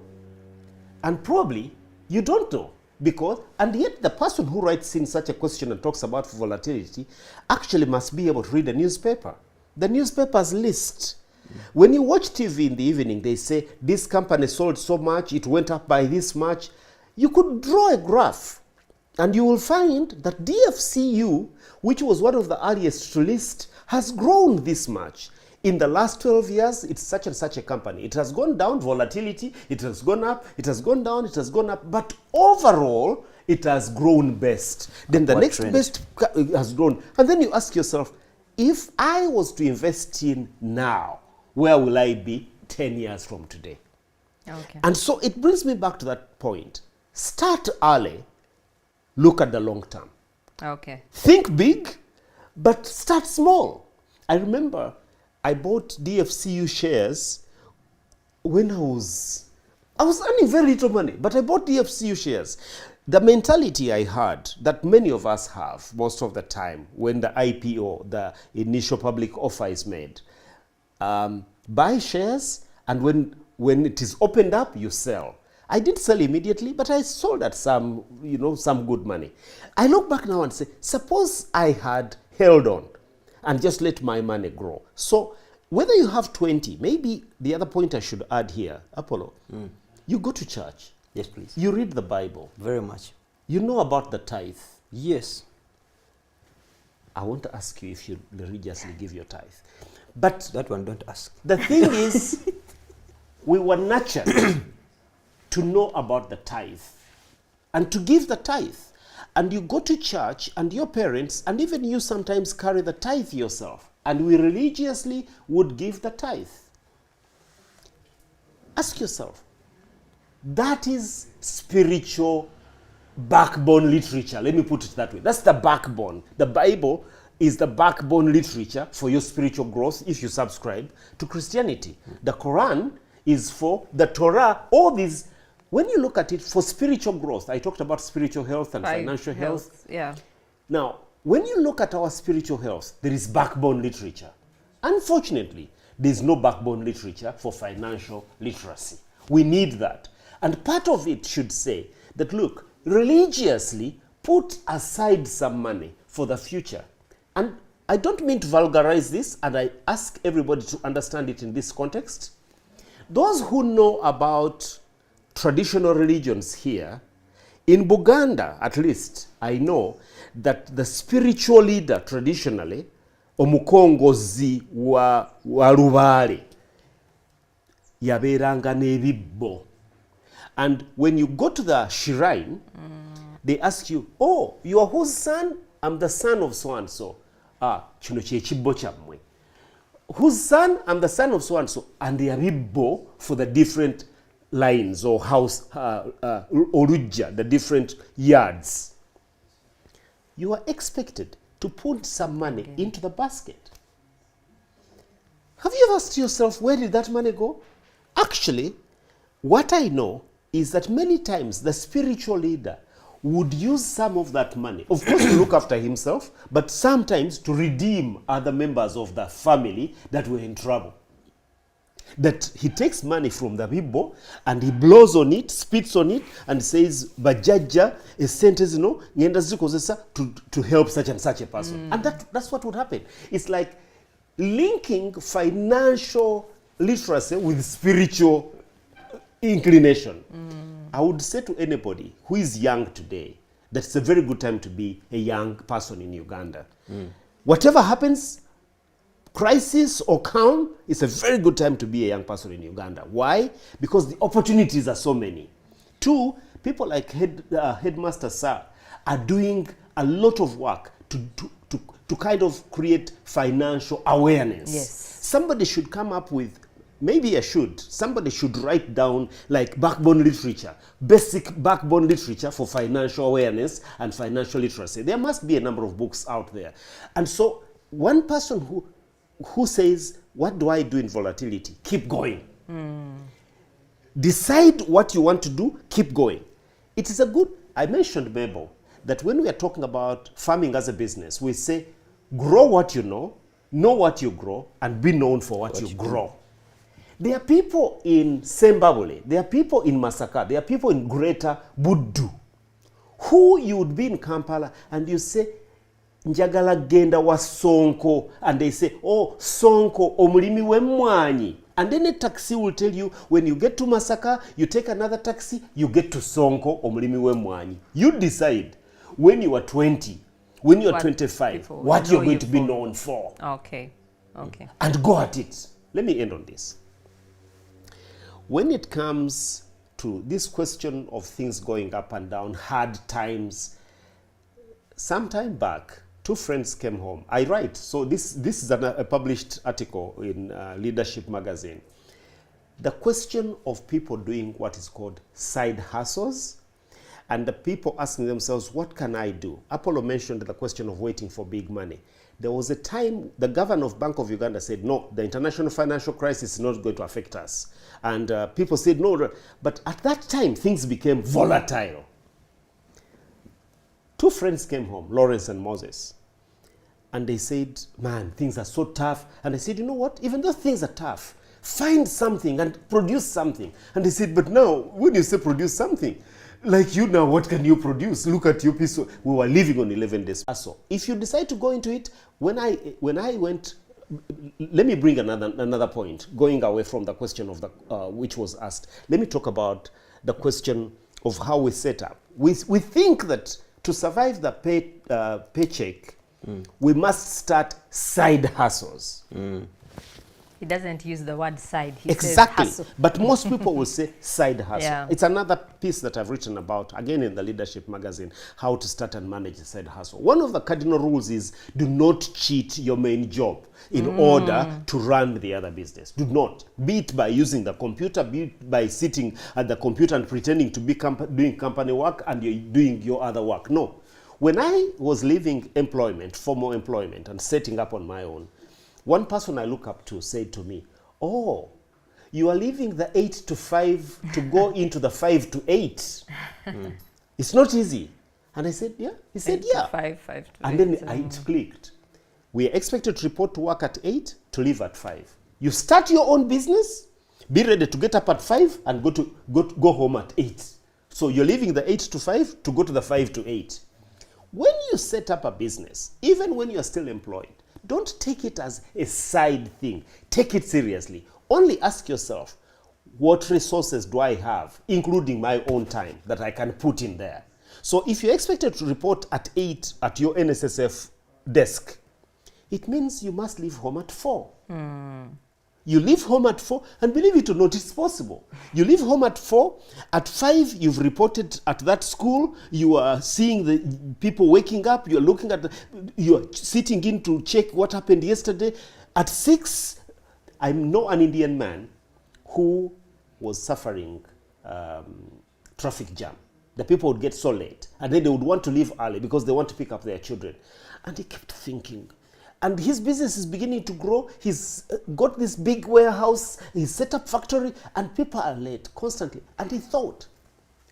Then he said, beginning next month, I want you to, all of you, arrange that you will be reporting here. Instead of 8 o'clock, you will be reporting at 7. And instead of leaving at 5, you'll be leaving at 4. But sir, I said, listen. He explained it to them. The short of it was that he required his workers to leave home 1 hour earlier than before. Believe it or not, everybody became so happy. They left 1 hour before, and they dropped their children at school, without no traffic. And they were able to leave earlier They left earlier to and pick the kids. no traffic, flipping it. So in the same way, I think that when you say, how do I survive the paycheck? I want to start something else. Don't call it a side hustle. Call it a hustle. A hustle. Call it a business you set up. Look in your closet. What clothes will you give it? Do you have overalls? Look in your time. Which hour will you give? Sometimes you are cold. There's one which everybody will understand. You know, in our culture, again, culture evolves. Oinokuzika. There is a popular song that used to be played in Buganda. Okuweereza olubugo, okuzika n'otajja. If you keep sending the mabugo, the condolence money. Condolence, yes, but you don't come, who will bury you when you die? That used to be true because everybody had to participate physically. Money is taking over some of those things. And I said to some of my workers, and I said, but you come from Kasese. Your brother's wife's brother has died. You want to go to Kasese and bury? No. By the time you go to Kasese and back, you've spent 100,000. You take so many days. When you get there, won't you contribute to that? I'll contribute, so I want an advance of 150. You said no. Instead, think about sending 50,000. That will buy a bag of cement and leave something else. The 100,000, you have it with you, and when you go, you will go over, and it's not someone so immediate, but it goes with changing cultures, that we've got to think about these things differently. How do we use our resources, the things that we have, including the time, including the pay that you get from your employer, including the incomes that you may get from that other hustle that you have. But whatever you do, maybe one other tip, Apollo, that I would say, I used to say this. I think you talked about seasons. I may not be in my best season right now. But when I was in my best season, my friends will tell you, you don't have to do things. If you do it, do it. Do it properly. I believe strongly that when you do what you're doing properly, it will lead to the next thing. You don't even need to be anxious. So if I'm working at Enterprise Uganda, I'm working at Enterprise Uganda, and I'm giving it my time. And one time Enterprise Uganda says, we need breakfast to be served at the office, somebody needs to supply it. And I go and said to my sister, look, there's an opportunity here, you can supply. And my sister says, oh, but I took the opportunity. I went to a colleague of mine who was already running a restaurant, and I said, by this time, at this time, I want so many legs of chicken, so many pieces of cake, and I supplied Enterprise Uganda with breakfast for a certain period of time. I was still on time at work. So when I was dealing with my friend about the cakes have to be like this. So when you do things, do them to the full. And that will lead into the next thing. Jeff, you've just talked about Jeff Hoffman, the gentleman of Booking.com. Indeed, it doesn't happen every day that you have Mr. Mbiri and you have Jeff Hoffman in the same room. But that evening, they shared nuggets. And Jeff Hoffman said, whatever you do, think about it this way. What is your gold medal product? If you find that you've set up, because we're thinking to be able to survive, we need to set up a side hustle. So you set up a side hustle and you give it half-half. You set up another side hustle, half-half. You set up, before you know it, you're giving them quarter-quarter because you're not infinite. No. Ask yourself, what is it that is my gold medal product? Run with it. Keep going with it. Keep going with it. And as I keep saying, in the long term, something is going to give. So if today things are not looking good, things are volatile, and the paycheck is so small, and you can't do this, ask yourself, what do I have? Keep going with it. And I keep saying, if it's not okay today, it's okay. But if it's not okay 10 years from today, it's not okay. Okay. We have a couple of questions. Before you get in that question, I just want to build on to it. Sorry, Mabel, being on this side, we also set our questions for ourselves. Okay. We feel we need to, but who is that employee that actually needs to engage into the side hustle? I don't want to use the side, but that hustle. I mean, these are indicators. There are some indicators that make that ring in your head and make you sure that you are ready. But first, I need to say this: not everyone is supposed to do business. No, not everyone. I know it's another culture thing where they say, but how can you be on one job? Of course, we started with 7 income streams. But let me break down the 7 income streams. Your salary, your unit trusts, your circle, your savings account, your shares in the bank. Those are income streams. But when you talk about income streams, someone thinks the business, Yeah. the chapati business, Boda boda. the farm, the boda, the Mobile Uber, money. the mobile money. That's all they think about. There are several ways, and the world has become it. Uganda has become quite monetized that you can do it. But what are those indicators? Number one, you need to be a performer at your employment. If you're not a performer at your place of work, you can't be in a business. I mean, the place of work for us who are in employment, when you are recruited, in the interview they will read you your job description. When you are recruited, they will take you for orientation. Then they will give you tools for work. Then they will give you a team to work with. Then they will give you a boss to report to. And every quarter you will review your work. But with all these tools given to you, you are not performing. Can you imagine? You are being told what to do, but you were hired to do it. But you are being told what to do, but you're still not performing at it. That type of person, you can't perform in a business. Because the business, you are the JD, you are the orientation, you are everything. So if you have failed at a place where this is being offered, you can't do the other side. So first, perform at your job. Because when you perform at your job, two things happen. You redeem time. You redeem time. You're given a month's target, you do it in a week. You have this time to do other things. Then you have your self-confidence. Number two, you have your self-confidence. You have performed at this, why can't I do this? That's the do everything that you can. So if you're not a performer, don't perform. Don't get into business. Two, not everyone is supposed to get into business. Number three, and something I would want to, businesses are hard. Very. Businesses are actually hard. Businesses need resilience. If you are the type of person complaining, there's no tissue in the toilet at office, this pay we are not understanding, you need to give our spouses gym, things like that. If you are not businesses are tough, because businesses you will give them your capital. Then as you are moving on, it will demand you to even bring more money. Have you realized that some people are in businesses and they are borrowing from people in employment? Yeah. Businesses, and you need to be able to withstand that volatility. Then number four, I don't know which. Even in employment, you can make the money you want to make. And Mr. Iga here can validate me. I don't know, there are not so many businesses that have a turnover of 50 million per month. Are they that many in Uganda? Turnover. Per month? Per month. Like you running a business and it's giving you a turnover. You're getting into the big leagues. It's possible. But it's also possible for you to earn 50 million in your employment. I was at a training one time, and with Future Options, we are doing something together. And they told me they were trying to recruit someone. And they had put this dangle of 50 million. The job is going to be paying you 50 million. Then she said, thank you, I'm honored for that bid. But her current pay was 103 million. A female, 38 years. High flyer? I looked at this. What was she doing? I don't want to give you specifics, but what I can tell you is she's 38 years. It's a female. She has a degree and a master's. Most people have that and they are earning 4 million, 3 million. So now you start looking at yourself, what is it that person is doing? Not all of us are going to command 103 million.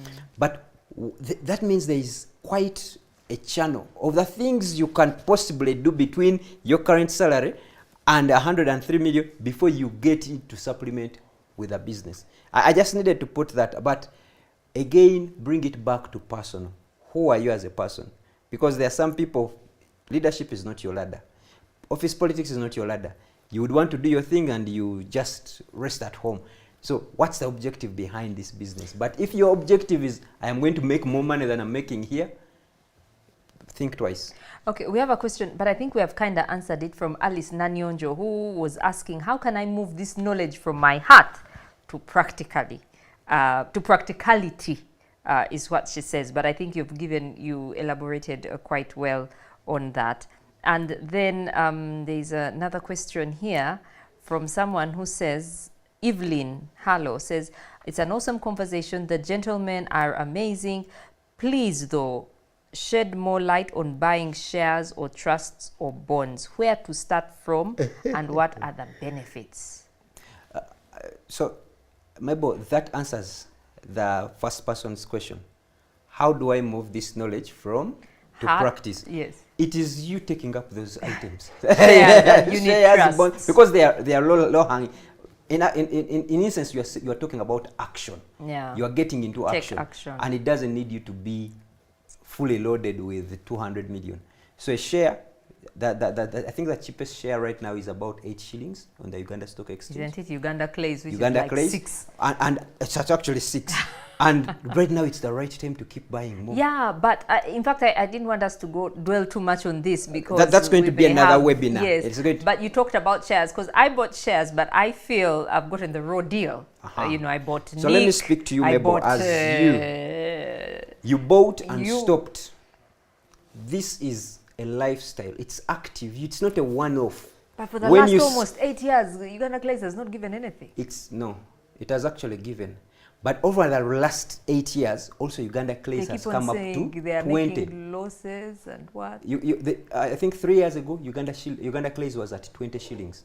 So meaning if you ever bought a share I actually bought at 40. And then it kept on 35. I bought now more. For you, I was like, but now at 6?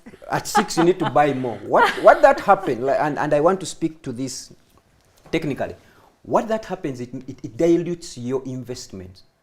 Because if you bought 100 shares at 40, and you can buy another 2,000 shares using the same amount, then you buy another 2,000 shares. So you will hold much more of that. All you will need, you don't need to wait for the 40 to happen. All you will need is for it to reach maybe 18 and you sell. But it's also a long term. You know, that question of long term, yes, and why we do what we do. If you map the different companies, I may not speak into the specifics of each, but if you look at the different companies, let's say you bought at 40 and then it dropped to 20 and now it has dropped further to 6.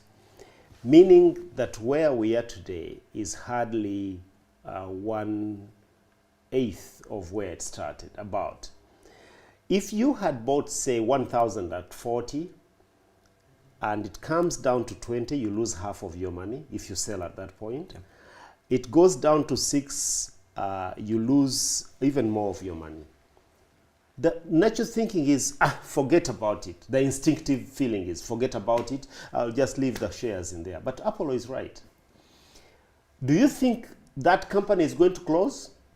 No. It's not going to close. Clays will not close. They're opening in Eastern Uganda. Exactly. Kamonkoli. So what I would do is, I would buy where I bought, let's say 1,000 at 40, and now it is at 6, I would go in and buy 6,000.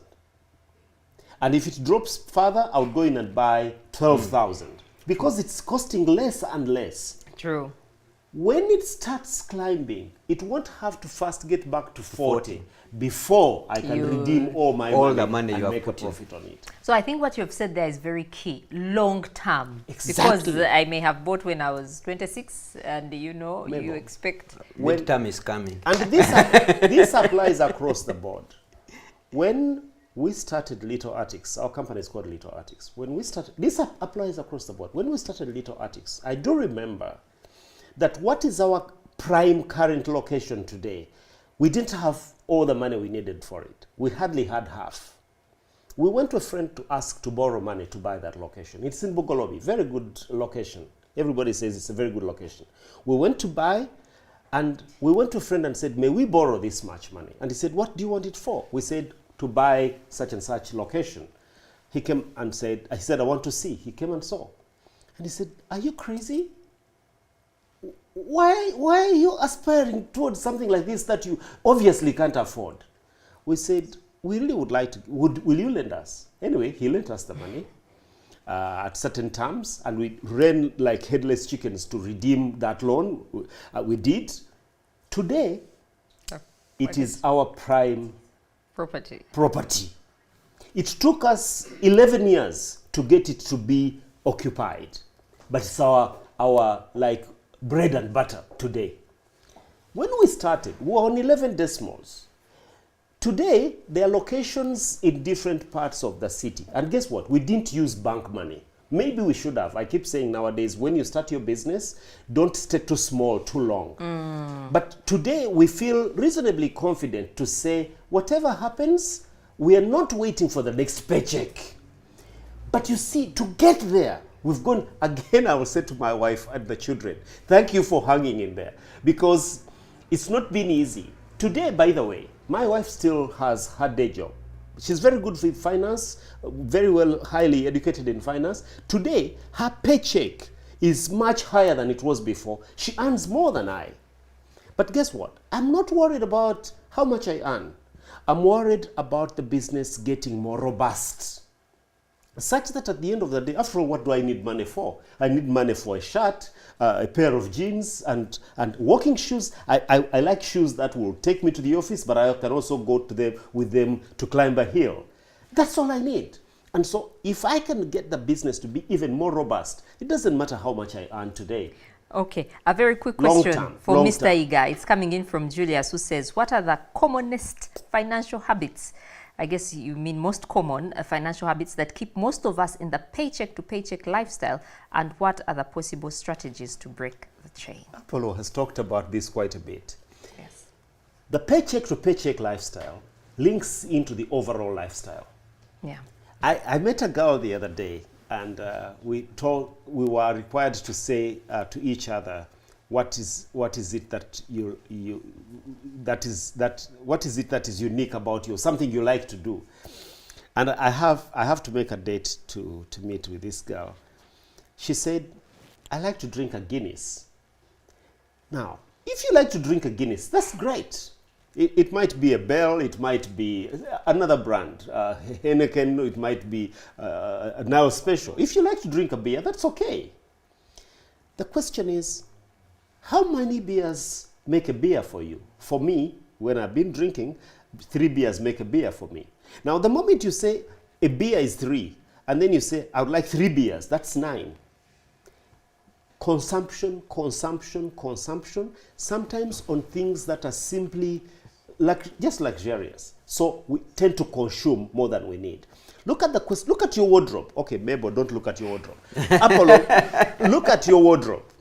There is something hanging in there that you've not used in the last 4 or 5 weeks. No, years. Years. Yeah. What do you need it for? And guess what? It was blue. Now you go and buy a black one and hang it next to it. So we buy things that we don't need. I know of a family that has got 3 juice makers. They've got 3 sewing machines. They've got blenders, NutriBlend. Yeah. You would think this place is a mini factory. And the other 2 juice blenders have not been used for God knows how long. We buy. And yet they order in juice from Cafe Javas. And yet, indeed. So the way we consume, the things we spend on. One other thing, peer influence. Peer influence, yeah. You've got to hang out with the girls. You've got to hang out with the boys. I must be honest with you that one of the things I've told the children, and if they would care to listen, personal discipline. You might say, okay, I do not have enough money to go to the burial, but you should also be able to say, no, I don't want to come to the party. Oh, okay. Yeah. Okay. Well, our time is, But yes, I know that time is... because we are being joined by Anna shortly. Anna, who's taking up my place today. So I still have the right to extend this by an extra 5 minutes. Oh, okay. Just to add to this, those habits. There is also the loans. The loans where the banks have come to you and said, live this life. And they will give you a loan. That loan, because the loan they are giving you is a consumption loan. So it's going to keep you paycheck to paycheck. Then there is that aspiration, living in an aspiration that I am going to, once I make head of department, things are going to be okay. So you are not planning, you feel this money is not enough until you get to head of department. Guess what? The head of department is even younger than you. He's not going away anytime soon. So you will actually live paycheck to paycheck waiting to get to that big thing. And then the big deal. Let me hang in here, but a deal is going to come around. The time is going to come when we have that deal that mega deal, that procurement, I will be in charge of that procurement, I will have that trip, I will get all this money. So you are always anticipating for that big deal. So every money you're getting right now, the salary you're getting now, you think it's not enough to do those things. So those are going to keep you. But my parting shot from your bit before I go to Anna's side where she's occupying my seat, I need you to understand the consequences of this life. What you're doing today, you're going to end up in a miserable place. But also I need to speak to those other people who are staying away, shying away, and not saving with an objective. Because they're saying, for example, the beers. There are people who don't drink, but they also can't show us where their money goes. The one with a beer can show me that he went to the beer. The one who's not drinking is not showing me where it went. So saving without a goal, just eat your money. Get your money. Number two, if you go through the life we have gone through, all of you, I can say I'm a public figure because yes, I was with Jeff Hoffman, I was with Charles Mbire, I am with Yuga now, I am with Mebo. I can say I'm a public figure. Okay, and Anna Maria there. But it becomes so miserable if you have lived this life and then you get to retire and you can't afford a life. Yeah. Like it's the saddest thing. So whatever you aspire, get accountability partners. Now, for me, I have my accountability partners already planned out for me. You guys are looking. I'm not doing this for you, but you also hold me accountable. And poverty is lack of options. If you retire without options, you are poor. So just get out of there and just understand that poverty will eat you up. It will eat you up into pieces if you do not let go of some of the habits. Back to you, Mabel. Thank you very much. Any parting shots from you, Mr. Iga? I'll speak directly to the young people. Okay. I'll say that it's a very good time to be a young person in Uganda. The opportunities are immense. It should be a question of focusing earlier. Decide early. As we have said, decide the things you want to do and aspire towards them. Define yourself. And believe it or not, if you know, as he said, you want to achieve that, you want to go towards that, there will be hard times. But I tell you, at 45, you will look back and say, I'm glad I started at 25. By the way, to young people again, don't think that you know money, that you know how nice money is when you are 25 or even 30. You get to your 40s, money is so nice. At least for a guy, it's so nice to have money when you're 40, when you're 50. If you don't have money in your 20s, don't worry too much. But just keep working at it.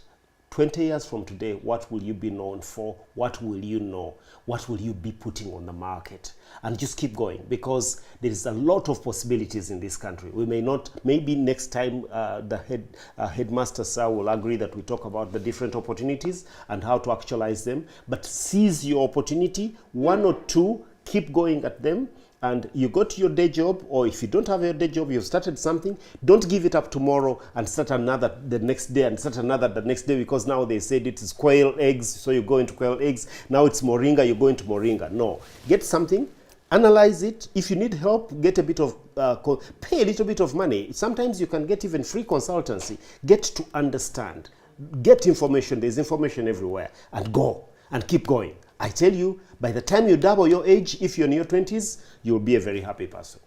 Well, thank you very much. I don't know if we're ending here, but at least there's so many important nuggets that you have shared to help us move from this survival mindset, paycheck to paycheck. Regardless, or I expected this question, but I think because we answered it earlier, regardless of how much you earn, you started with 68,000.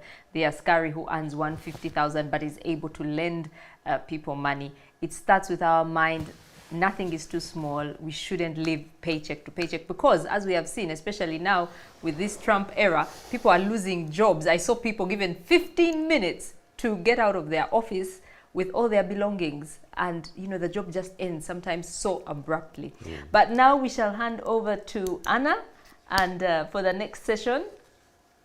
Hello, Anna. Hi, Mabel. How are you? I'm very well. Yeah, thank you so much. Thank you to our dear panelists. Thank you for doing an amazing job. Thank you for doing justice to the topic. And Mabel, thank you for steering Very, very well. So I picked up a few things as we moved along. Thank you to William, father of chicken, on LinkedIn. He told me the quote that I made earlier is from Dave Ramsey, so I'll not forget that. Thank you so much for picking that up. You can say it again. You cannot out-earn You can never out-earn bad spending habits. Habits. Yes. And I like that the conversation rotated around that quote so much, and it was a good thing. So there were comments from Headmaster Tabusenga Kambuade, because people know him just giving a 10-minute talk as he's walking around. Yes, Headmaster Mkambwe. Look out for us who work with him every day and pray for us. Yes, so I like many points I've picked up. I'll try to do a little bit of a few because our time is fast spent. Mr. Iga said we should teach our children very, very early so that we shape their behavior, because most of us are in this paycheck to paycheck syndrome because all we learned about money was spending the money. Yeah, so thank you very much for that. Mr. Mboa gave us the 3 main ingredients about money. He said behavior, knowledge, and attitude. He said money is just a consequence. So as you are fighting and saying I earn little, please note, in Apollo's words, not mine, money is a consequence. Your behavior, knowledge, and attitudes are actually what gets you there. Still, Mr. Mboa mentioned authenticity. Live your own life. Don't live your neighbor's life. Don't live your clique's life. Don't live your co-employee's life. Live your own life. Be authentic. If you cannot buy a car, take a border. And if you can buy a car, buy that which you can afford. Also, one thing, Mr. Headmaster talked about the specs, about the cars he drives. He forgot to mention that they must be taller than him. He has to jump to get in, not to bend to get in. And that's just for laughs. Yeah, moving on. I continue to talk about plan for your money. Please plan for your money as it comes to you, as it goes from you, as long as it's money. Make sure you've planned for it before it takes its step out of your pocket or before it takes its step into your pocket. Yeah? So, someone still from LinkedIn called Gloria Nisima, she said, often most of us focus more on the money and we forget to take time to do the research. And I remember Mr. Iga talked about research very, very much. He said research, research, research. Apollo put it in a different way. He said, don't start rumor mongering, if I got it right. Backbiting portfolios you don't understand. Yeah, so instead of backbiting, please do your research and understand the portfolios that you would wish to have your money in. Yeah, and good things do not just come or do not just happen. You work at them and you plan for them. That was from Mr. Ika. Yeah, so to conclude, I would like to talk about Smart Life. Many questions came in about Smart Life. One of them was about the interest. So Smart Life interest is computed on a daily but credited to your account on a monthly. Please look out every month on your statement. You will see a credit coming in from from NSSF to you as your interest.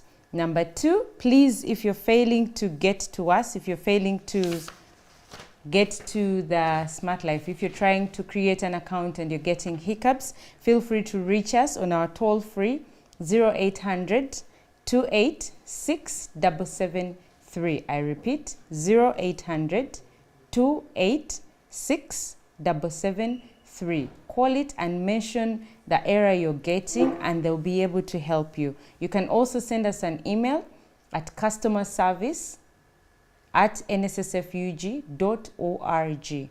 The email is customerservice@nssfug.org. We will be able to handle all your queries. Also, some questions about Smart Life. I got them here. Give me just a minute.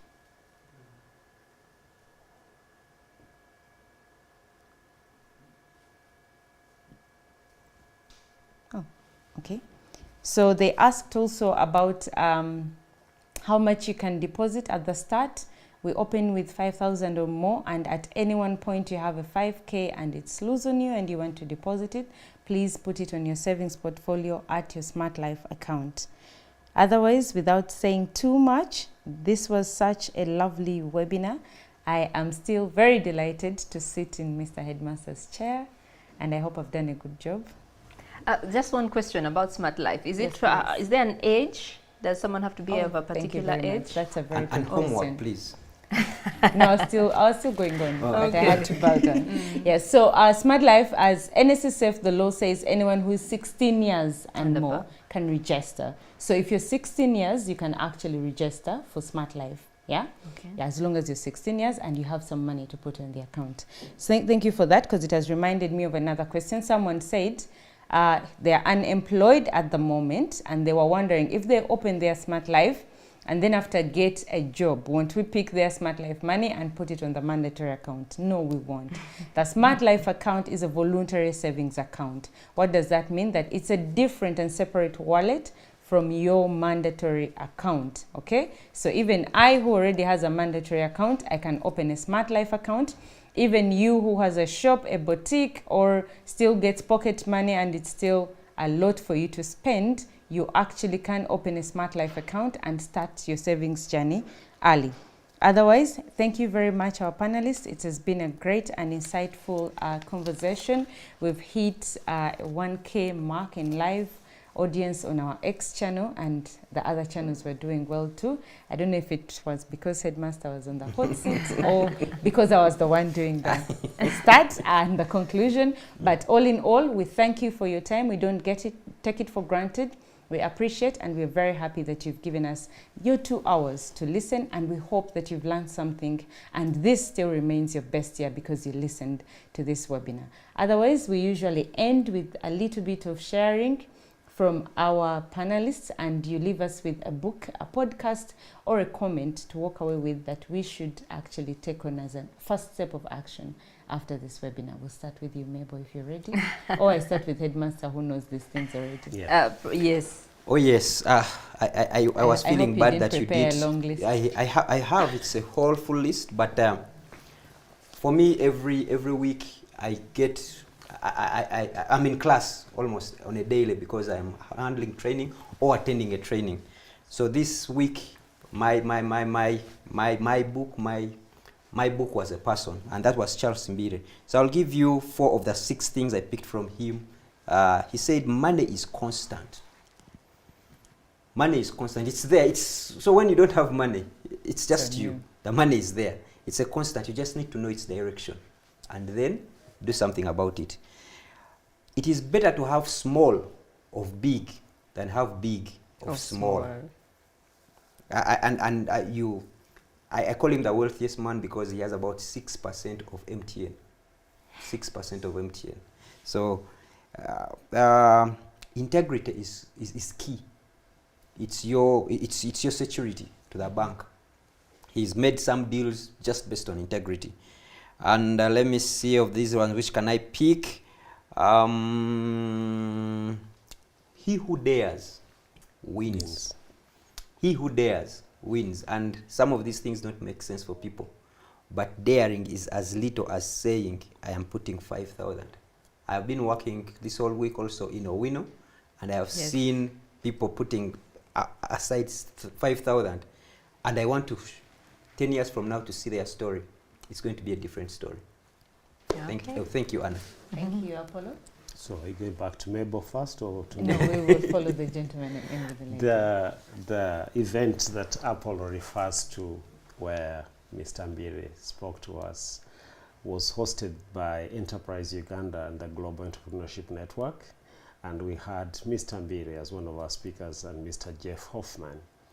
And one thing I would like to share, I'll share something from Jeff Hoffman, the founder of Booking.com. I'll share that and I'll say about a book. But he said, we tend to try this and that and that and that. But what is your gold medal product? If you are the front desk manager, if you're the front desk director, be that good. If you are a waitress, be that good. But until you're the next thing, this is what you've accepted to be. Be that good. And if you find that there is something else you can be, ask yourself, am I better at this? You might even maintain this, but you know clearly that this is your gold medal product. Many of us, actually, that's one of the things we need to work on. We do not have a gold medal product. And so we think we'll do bronze here and bronze there and copper there, and it will be all right. It will not be all right. Maybe it will be rumble on, but what is your gold medal product? That spoke to me, apart from all the other lessons that Apollo has mentioned. So I wish to mention that as a closing thing.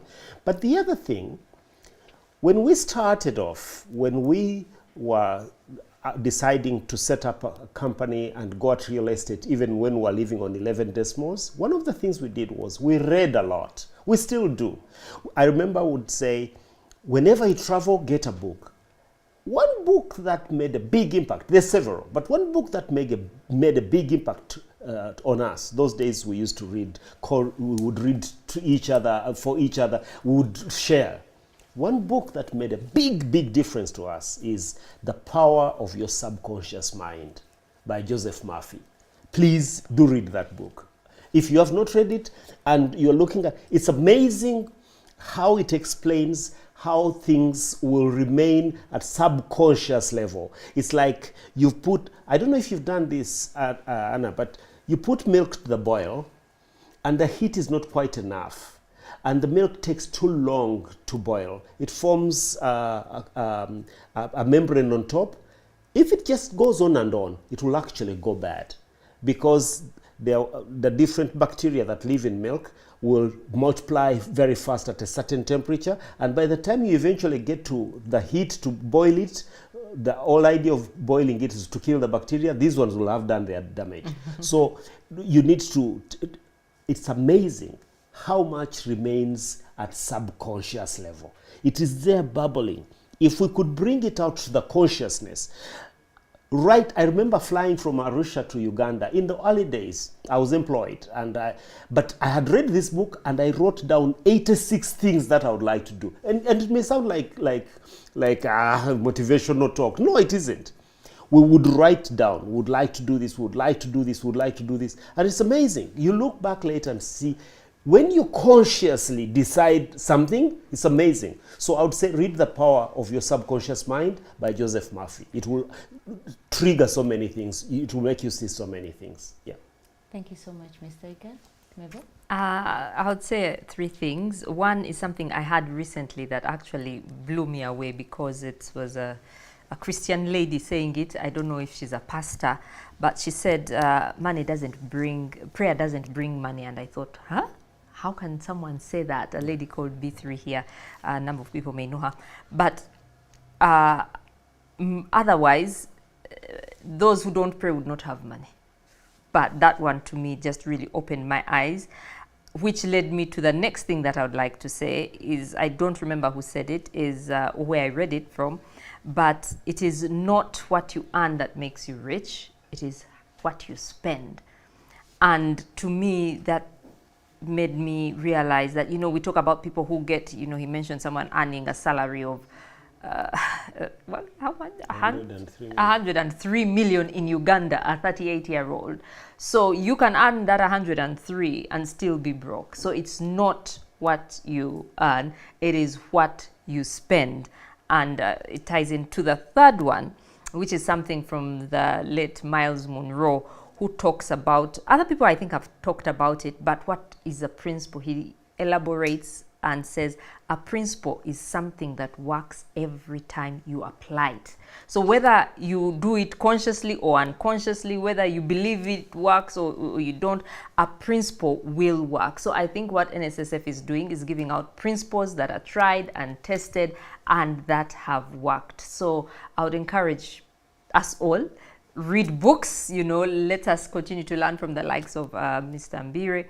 And because these things work, if you apply something, as long as it's a principle, it will work for you, no matter what. Thank you, Mabel. A principle is something that works every time you apply it. Thank you. Mr. Iga said The Power of the Subconscious Mind, that's a book. And Apollo said, He who dares wins. Thank you so much, our dear panelists. But before we close, we are going to talk about Solana. Solana is a project by the NSSF. Please come and visit. We won't stop you. It's a very beautiful place, modern living, luxurious living. And if you want to know about the prices or how you can book a visit, check our websites and our social media platforms, and you'll be able to get those details. Thank you very much. Thank you for your 2 hours. Enjoy your weekend and have a great new month. And to the Muslims, Ramadan Kareem. Thank you. As the sun rises across Uganda, a new dawn in luxury living awakens. Solana Lifestyle and Residences is Uganda's newest, most prestigious and award-winning lifestyle destination, an address for those who dream differently. At Solana, you're close enough to the hustle of the city, but far enough to come home to a sanctuary of smart living. Join a community of like-minded individuals where everything is taken care of and safety and security comes standard, where each community has a clubhouse, play area, pool, and other incredible features. Let an oasis of calm greet you at the end of each day with manicured gardens, pathways, parks, bicycle tracks, and so much more. Whether you're upscaling or settling down, buying a first home or investing, Solana has it all. Uganda is now open to the world.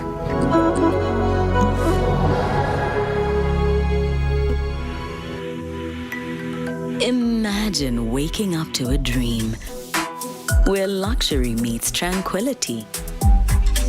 Welcome to Solana Lifestyle and Residences, a sanctuary of elegance where every detail is curated for your comfort. From impeccable security to serene garden pathways, Solana offers more than a home. It's a lifestyle. Now, your dream is within reach. Solana's exclusive New Year's sale is here. Buy your home today, starting from just $139,000 US. Solana Lifestyle and Residences, now ready for occupancy. Live, work, play, and shop the Solana way.